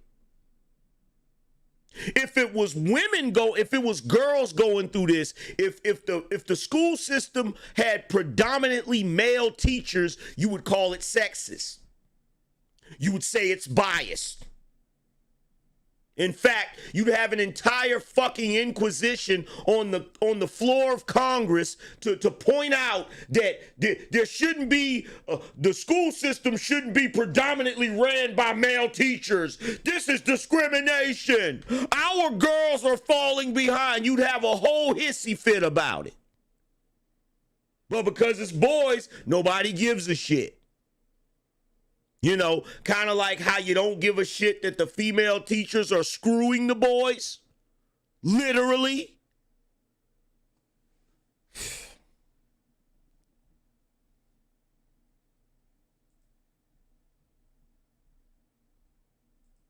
So, what do we say to Emma? Because again, we don't know whether she's parenting alone or whether she has a husband. But I do think that mothers struggle to figure out what do their sons need. And so they wind up operating out of their own fears and their own instincts, which is to love unconditionally. I think mom was like this. She raised me to be tough because Women don't love unconditionally? What? Bro.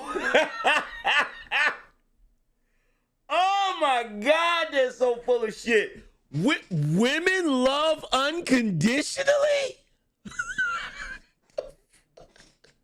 Yo, Bishop J. Jermaine said it's always Jermaine's fault, Angryman. Facts. Unconditionally? think she knew what it was like to be a woman. In her mind, she knew what she was preparing me for. The insults, the limitations, the whatever you It's like she can sit there and glorify being a woman and ignore all the flaws of a woman while they sit there and basically berate men for being men. Shit is crazy. Shout out to Bree C said, you are highly replicated, never duplicated. I appreciate it, Bree C. The sexism, the biases. So she knew you have to have a mouth. You have to be able to speak up for yourself. With you, she wanted you to be nice so that you wouldn't get in trouble or you wouldn't get arrested. But was that who you were? So what? This is the same crap, man. This is the same crap. Like, they use the history of patriarchy to justify their behavior and glorify their rebellion and Jezebel ways while simultaneously condemning men for patriarchal behavior while simultaneously wanting certain patriarchal behaviors for their benefit. You can't make this shit up, bruh. You cannot make this shit up, fam. I don't even think I could repeat that shit if I wanted to. What do we say to the Emmas of the world? How do we sort of start thinking as a society about helping mothers raise sons because they're doing it alone and we're being told that we don't have what it takes to give boys all... They're not doing it alone. They're literally not doing it alone. Especially not in the black community. Are we just going to ignore the CDC's freaking findings that prove that, in fact, look, if you really want to be honest, if you look at that study, it doesn't just show that black fathers are the most involved fathers of all groups. You know what it really shows? When you look at that study, it shows that men in general are more involved in their children's lives than they've ever been in the history of, in recent history. The men of today are more involved in their children's lives than the men of recent history. So why is she sitting there saying that most of these women are raising these boys by themselves? I'm going to tell you why they're doing it. Because they love to push the narrative, the same narrative they've been pushing since forever, because they have to keep women in a victimhood state. Because as long as women are in a victimhood state, they can continue to make excuses for their fucked up behavior. Damn, this shit is annoying. What they need. Well, look, I think you started hinting at it. As somebody who was raised by a single mom, not perfectly, but that unconditional love as a start is the right one. Mm-hmm. I do think, though, thinking about raising boys in the same way you're thinking about raising daughters, which is how do you make them good, responsible people who know how to function and know how to understand themselves well enough that they can navigate this really complicated world, and setting high expectations. So there are a lot of these things that apply to boys and girls. Yeah, he trying his best. He trying his best to not sound like he's bashing boys. He's trying his best. But you see, he's muddling through it. You see, he's trying his best to hide the distaste that he has for boys and the bias that he has for girls. He's trying his best to hide it. I do think that there are some particular issues with boys. And there it is. And there it is. And there it is. We knew it was coming. We knew it was coming. We knew it was coming. So just go ahead and say it. We knew it was coming, Negro. There are a lot of these things that apply to boys and girls. I do think that there are some particular issues with boys that... See? Knew it was coming. As a society, we're not addressing. I do think as a society, and what are those things? What are those things? So here we are yet again, trying our best to make every new generation of boys pay for the sins of their fathers.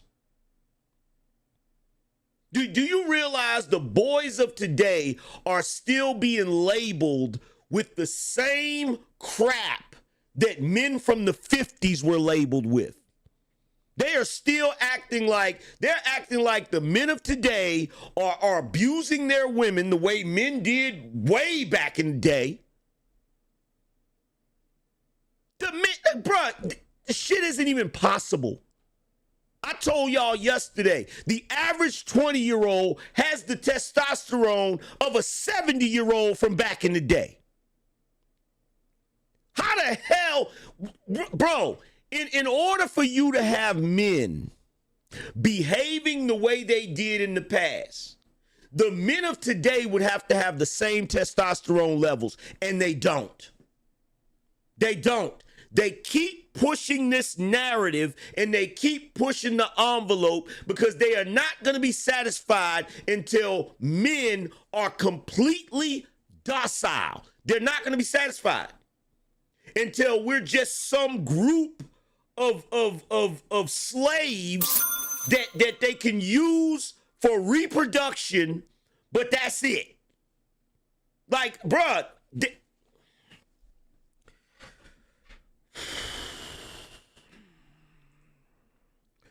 Bishop J. Jermaine said, these broads just want to rule over black men. Let's keep it real. Facts. QD exec said, why are they speaking as if boys are inherently bad and girls are inherently good? Kids turn out a certain way based on parenting and environment. Because that's the agenda. That's the agenda. The agenda is to make it seem like boys are problematic and girls aren't. This shit is ridiculous, man. And the reason why the society continues to get worse is because it's actually the opposite. It's actually the opposite. It's actually the opposite. If you really want to be honest. Right now, in this day and age, the boys are not the ones that are problematic. The girls are the ones that are problematic. The boys are the ones that are being neglected. The boys are the ones that are being left behind in the educational system. Have to create more structures for boys and men to have guidance, rituals, frameworks, encouragement, to be able to meet a wide range of role models so that whatever their inclinations, they can see a path to success that isn't just sports or money. Making a lot of money, and so that's on all of us together. Says the guy who plays basketball and is rich.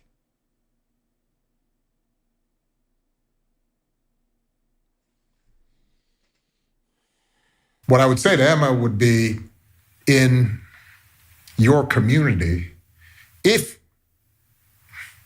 even if you have a wonderful male partner who's in the house, I think it still would be good to find assets in the community, people in the community, friends in your community,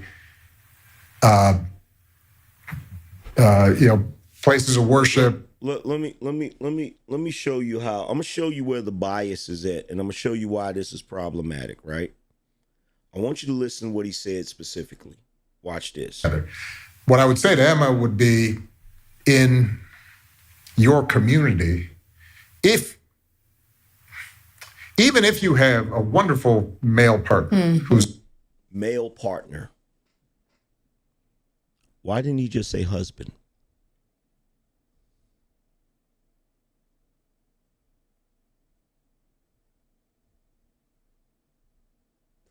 He said, even if you had a wonderful male partner who's in the house. Why didn't he just say husband? Do y'all see the bullshit I'm talking about? Do you see the bullshit that I'm talking about?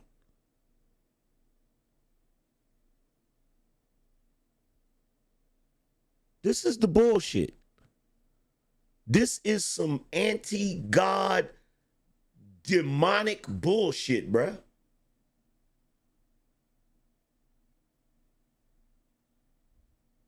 Whenever people start having a problem with the word husband and the word wife, I immediately know something ain't right. Immediately.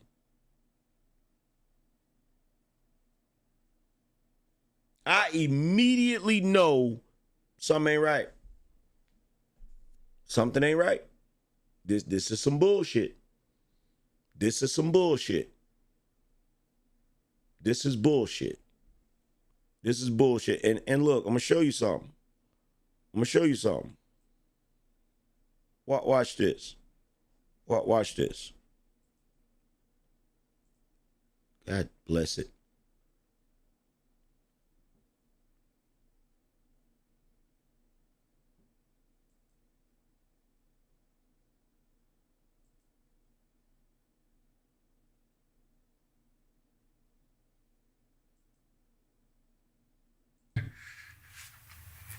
assets in the community, people in the community, friends in your community, places of worship, community organizations, what have you, where there are a bunch of men who can be sort of elders to boys. And so they're not assets in your community. Even if you have a wonderful male partner who's in. Now, did you notice? Watch this. Look at his facial expression before he gets ready to say this. Even if you have a wonderful male partner who's in the house, I think in your community, even if you have a wonderful male partner let me tell you something. When you're talking about something as simplistic as the nuclear family, as the man and woman, husband and wife dynamic, when you got to search for your words like that, you're full of shit. I don't care what nobody says. In that moment, you're trying your best not to offend a myriad of groups and people. So what he was doing in that moment, he was trying to say, okay, what can I say other than husband? Okay, I can't say husband because that signifies head of household. That signifies certain things. I can't say, okay, I'll say male partner who's in the house. The fuck?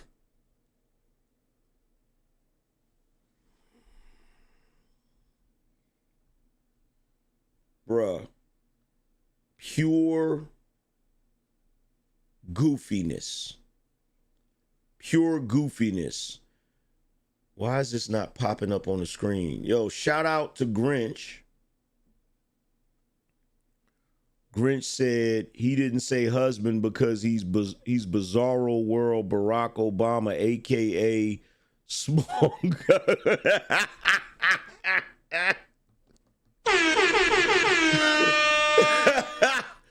That is freaking hilarious. Oh, that's funny.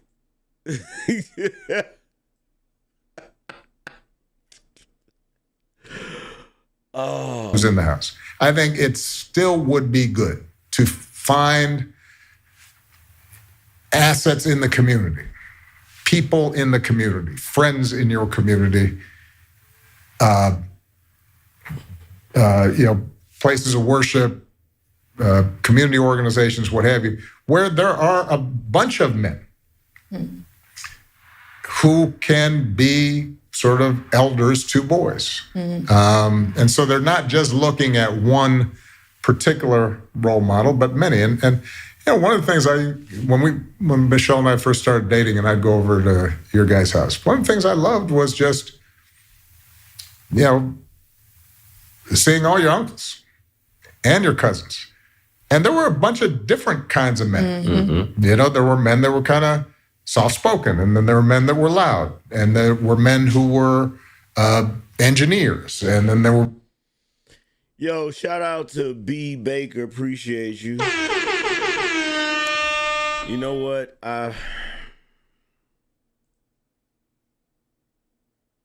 This is... Look, I'm going to ask one more question in the chat.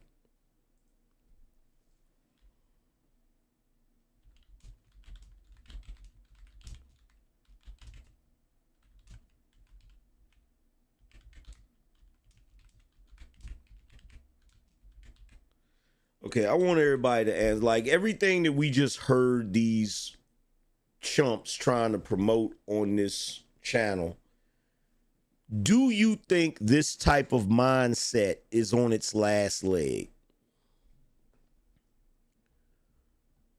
Do you think this type of mindset is on its last leg?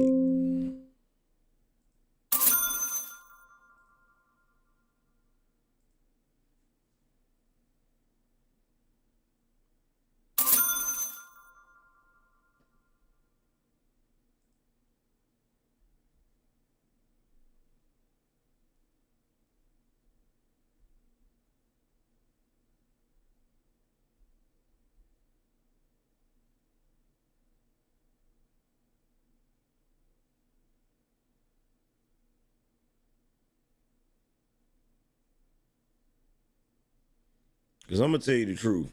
I'm sick of this shit. This shit is annoying as hell. This shit is annoying as hell. Their ability to unpack themselves and the need to do that work is going to directly impact. Started losing jobs because of deindustrialization and offshoring. And, obviously this isn't a political show, so we're not going to go down all the reasons that it happened, but it happened. And so then you had a bunch of men suddenly feeling lost. That has a disproportionate... Oh, wait a minute. Saying to our boys, you being interested in art, and you being interested, I started saying stuff that... Which helped in... I didn't think he would address this. Message for the fathers out there, among many things of we need more men present. That's something that studies are showing. Right.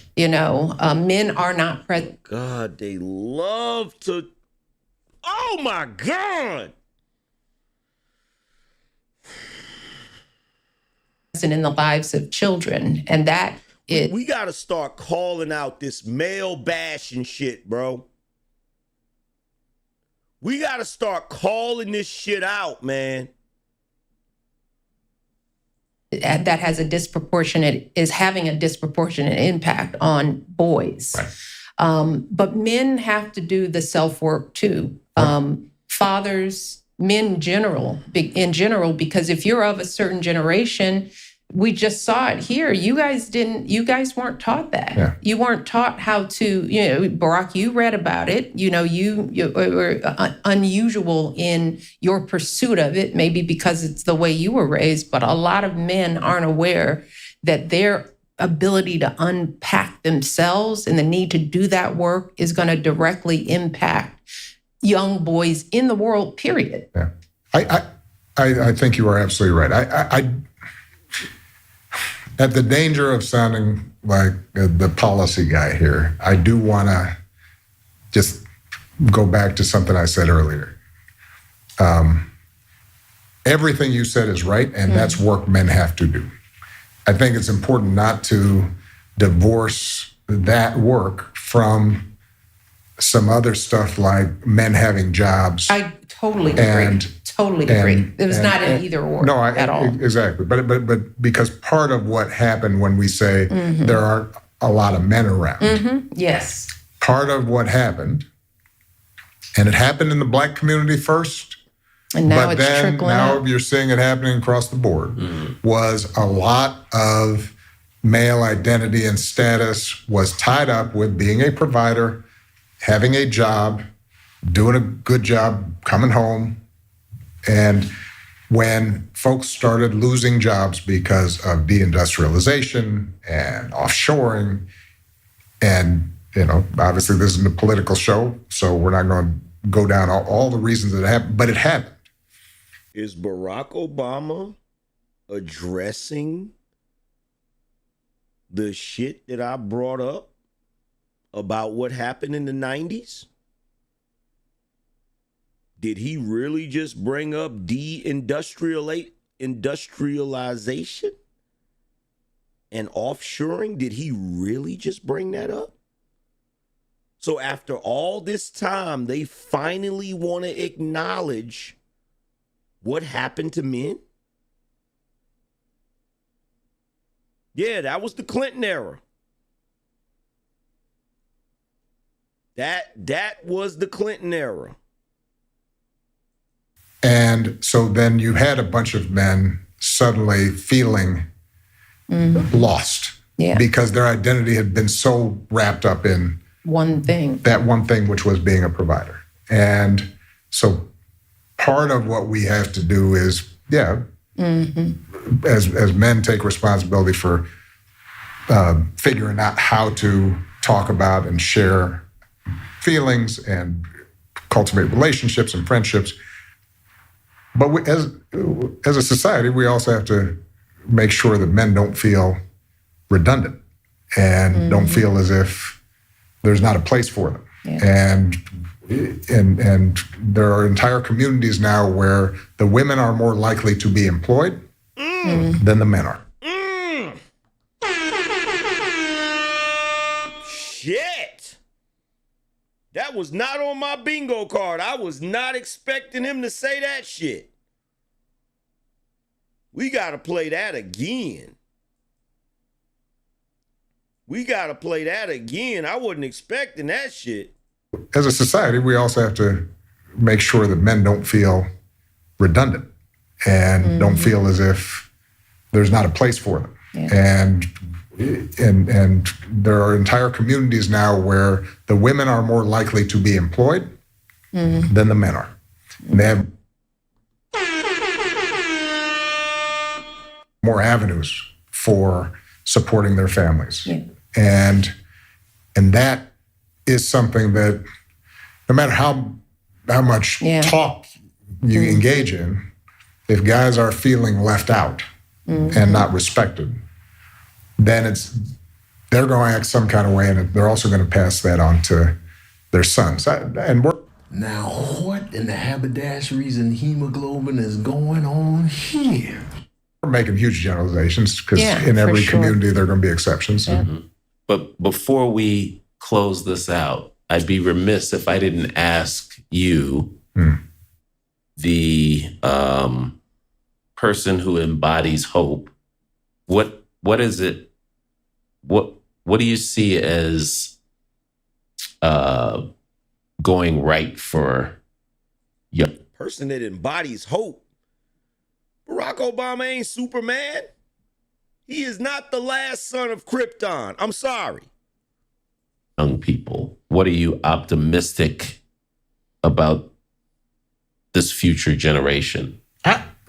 I do think that when we look at Malia and Sasha's generation, Avery's generation, we don't yet know what things are going to be like for Austin and Aaron because they're still on the come up. But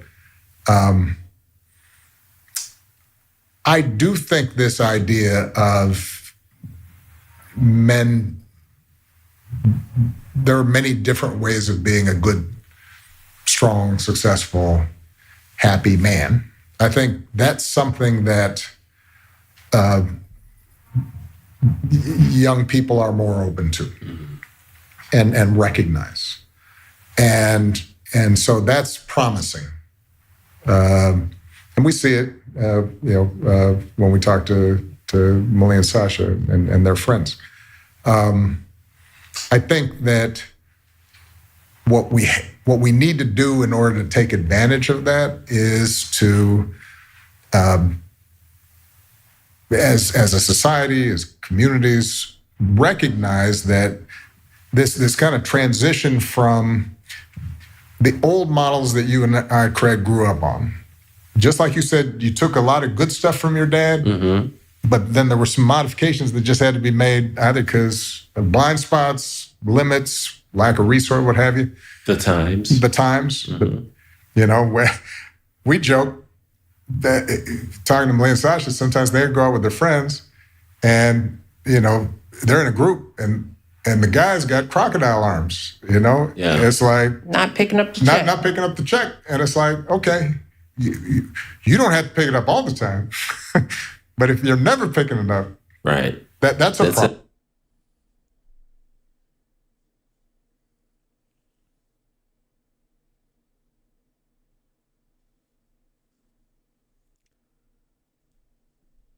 So why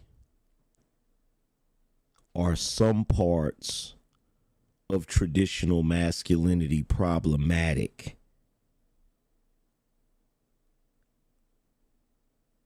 But men picking up the check is a standard. Do y'all hear this bullshit?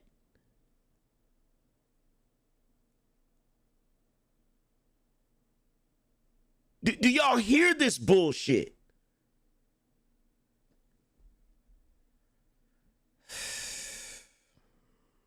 That's something about you. If you're never opening a door or pulling out a chair, because that's just common courtesy. That's just being kind. Right? That is not common courtesy. Me having to pay the damn check on a damn date is not common fucking courtesy.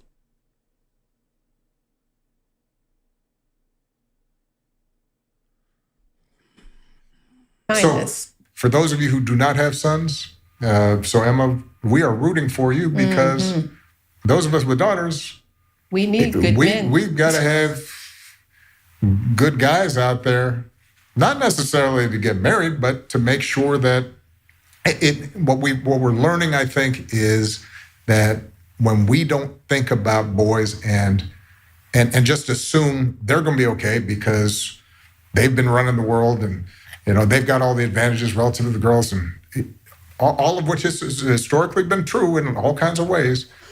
But precisely because of that, if you're not thinking about you just got through talking about the disadvantages of men in this day and age.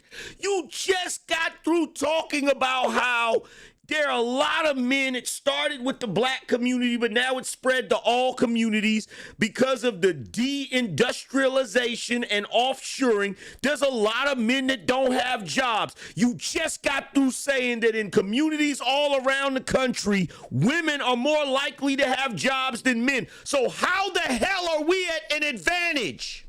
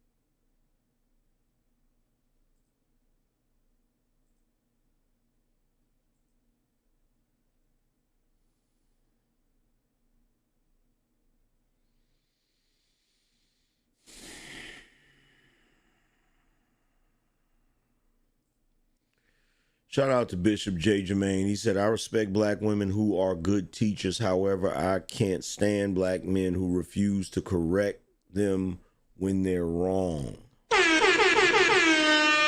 Shout out to Big Joker. He said they're gearing up for the midterms. Feeble try. Shout out to Martin. He said, am I watching one of the former most powerful men on earth stumbling, stammering, and walking on eggshells? Yes. That is exactly what you're witnessing. What's happening to boys and how are they being raised, then that can actually hurt women. And I would argue that some of the broad political trends we've seen, not just in this country, but around the world, have to do with this sense of, boys, men not feeling as if they are seen, feeling as if they count. Mm-hmm. And that then makes them more interested in appeals by folks who say, you know what, the reason you don't feel respected is because women have been doing this, or this group has been doing this, or that group's been doing this, and that is not that's not a healthy place to be. And this is some amazing shit. So because men and boys have been neglected, or are being undereducated, or are being ignored, because men have been disenfranchised, the standard of manhood is being a provider and working.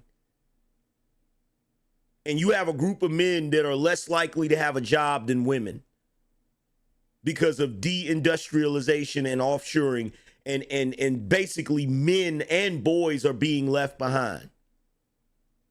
And so your solution is to get angry with them and blame them for gravitating towards spaces like the manosphere, which breaks down exactly why they're going through it. So you're gonna try to pretend that it has nothing to do with the disenfranchisement of men in this day and age, has absolutely nothing to do with the prioritization of women. So men are going through some bullshit, and your solution is to blame men for the bullshit that they're going through, that they had no hand in creating. That's literally what he just did. He literally sat there and pretended as if he was empathizing with men and ultimately blamed them for what they're going through, when we know for a fact they did not create them circumstances. They would never do this to women. If women are going through something that is due to things that is out of their freaking control, they would never blame them. In fact, they have a name for it. It's called victim blaming. It's called victim blaming. But this is further proof that in the world that we live in, you can't victim blame men, because men are not allowed to be victims. This goes back to what they said about men not being allowed to complain about shit. So you can sit here and identify what men are going through. So you know perfectly, because guess what, Barack Obama, everything that you just sat there and got through saying to try to seem like you were empathizing with men has been said numerous times in places like the manosphere. So you know what's wrong. All of you know what's wrong. You just refuse to truly acknowledge it by making steps to fix it. And look, we can't sit here and say that you didn't have the ability. You were the fucking president for 8 years. You could have discussed this while you were president. You could have brought this up while you were president. But you didn't. What you chose to do is pander to intersectionalism. So guess what, fam? You a day late and a dollar short. It's too late for you to be trying to pretend like you give a damn about boys and men, because you don't. You don't. This is your, like my man said, this is your feeble attempt to try to win back some of your voter base ahead of the midterms. That's all this is, bruh. That's all this is. And a desperate attempt to try to shame all of the men who have gravitated towards spaces like this back onto the plantation. That's all this shit is. That's all it is. That's all it is at the end of the day. And it's pathetic. It is literally pathetic. Talking about that's not a healthy space to be in. Yeah, no shit. No shit, Sherlock.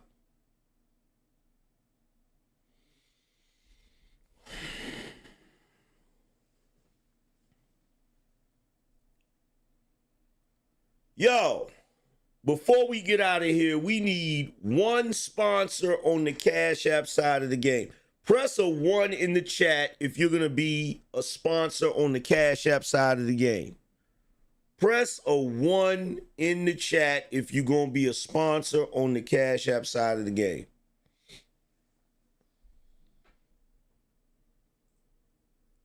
We need one sponsor on the Cash App side.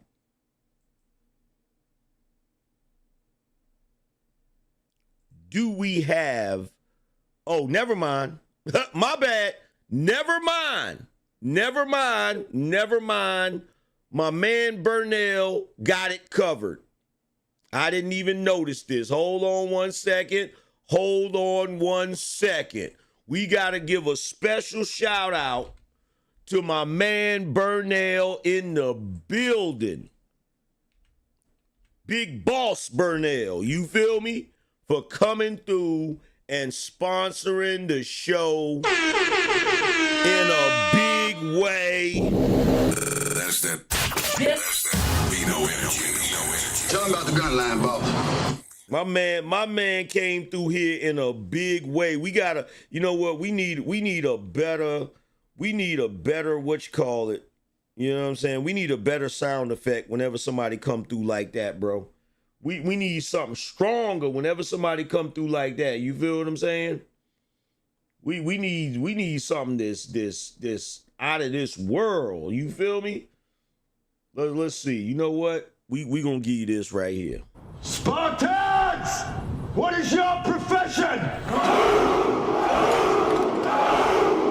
Shout out to my man Burnell for taking us up out of here the right way. You feel what I'm saying? Real talk. This has definitely been an awesome show. Let's see. Shout out to not DJ Mustard. I know you cash apped a few times, but I was waiting for those cash apps to add up to $5 at least. So shout out to you, bro, for coming through. I appreciate you. He said it's two sides to every coin. He also said femininity and masculinity. Which one do you choose? And then he said, stay blessed, brother. Appreciate you. But shout out to my man Burnell in the building. In fact, Burnell, you already got a wrench, right?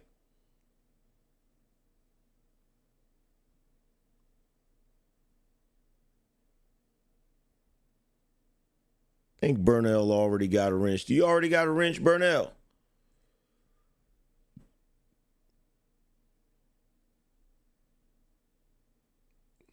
I think he might already have one. He should already had a big wrench. You feel me?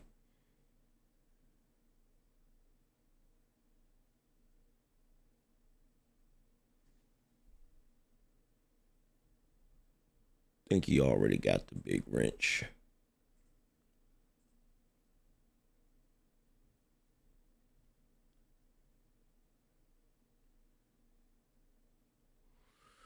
But to everybody in the building, man, look, I appreciate you guys for coming through and hanging out with me. Trust and believe, this is not going to be the last conversation we have about this. Because as we move closer to the midterms, trust and believe these Democrats are going to be angling to try to shame men back onto the Democratic plantation. We know this is coming. We know this is coming. You feel what I'm saying? It's straight out of their playbook. That, you know, and don't be upset about it, because at the end of the day, this is just proof of one thing, that we here now. We here now. We are here now. We are men. When I first started this shit 10 years ago, when I first started my channel 10 years ago, one of the main goals was to get us a voice. Well, guess what, fellas? We got a voice now. And I'm not talking about my voice. I'm talking about we're on the world stage now. They got to pay attention to us now. They got to pay attention to us now. You feel what I'm saying? They got to listen to what we say now. Trust and believe. There's a reason Barack ain't never even attempted to sound empathetic to the plight of men until now. There's a reason, bruh. There is a reason. And that's him. Look, let me tell you something. This is him trying to clean up that mess during the election where he tried to shame men. This is him trying to say, look, I know what y'all going through, even if he is being disingenuous. He knows, like, bruh, anytime you start seeing people doing shit like that in politics, that lets you know where we at. That lets you know where we at. That lets you know they got to take us seriously. They can't keep playing with us. They can't keep playing with us. They got to take us seriously. You feel me?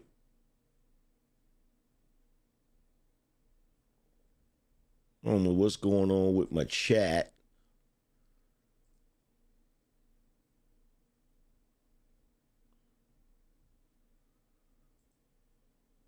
Okay. There we go. I didn't realize that's what I had to do in order to get the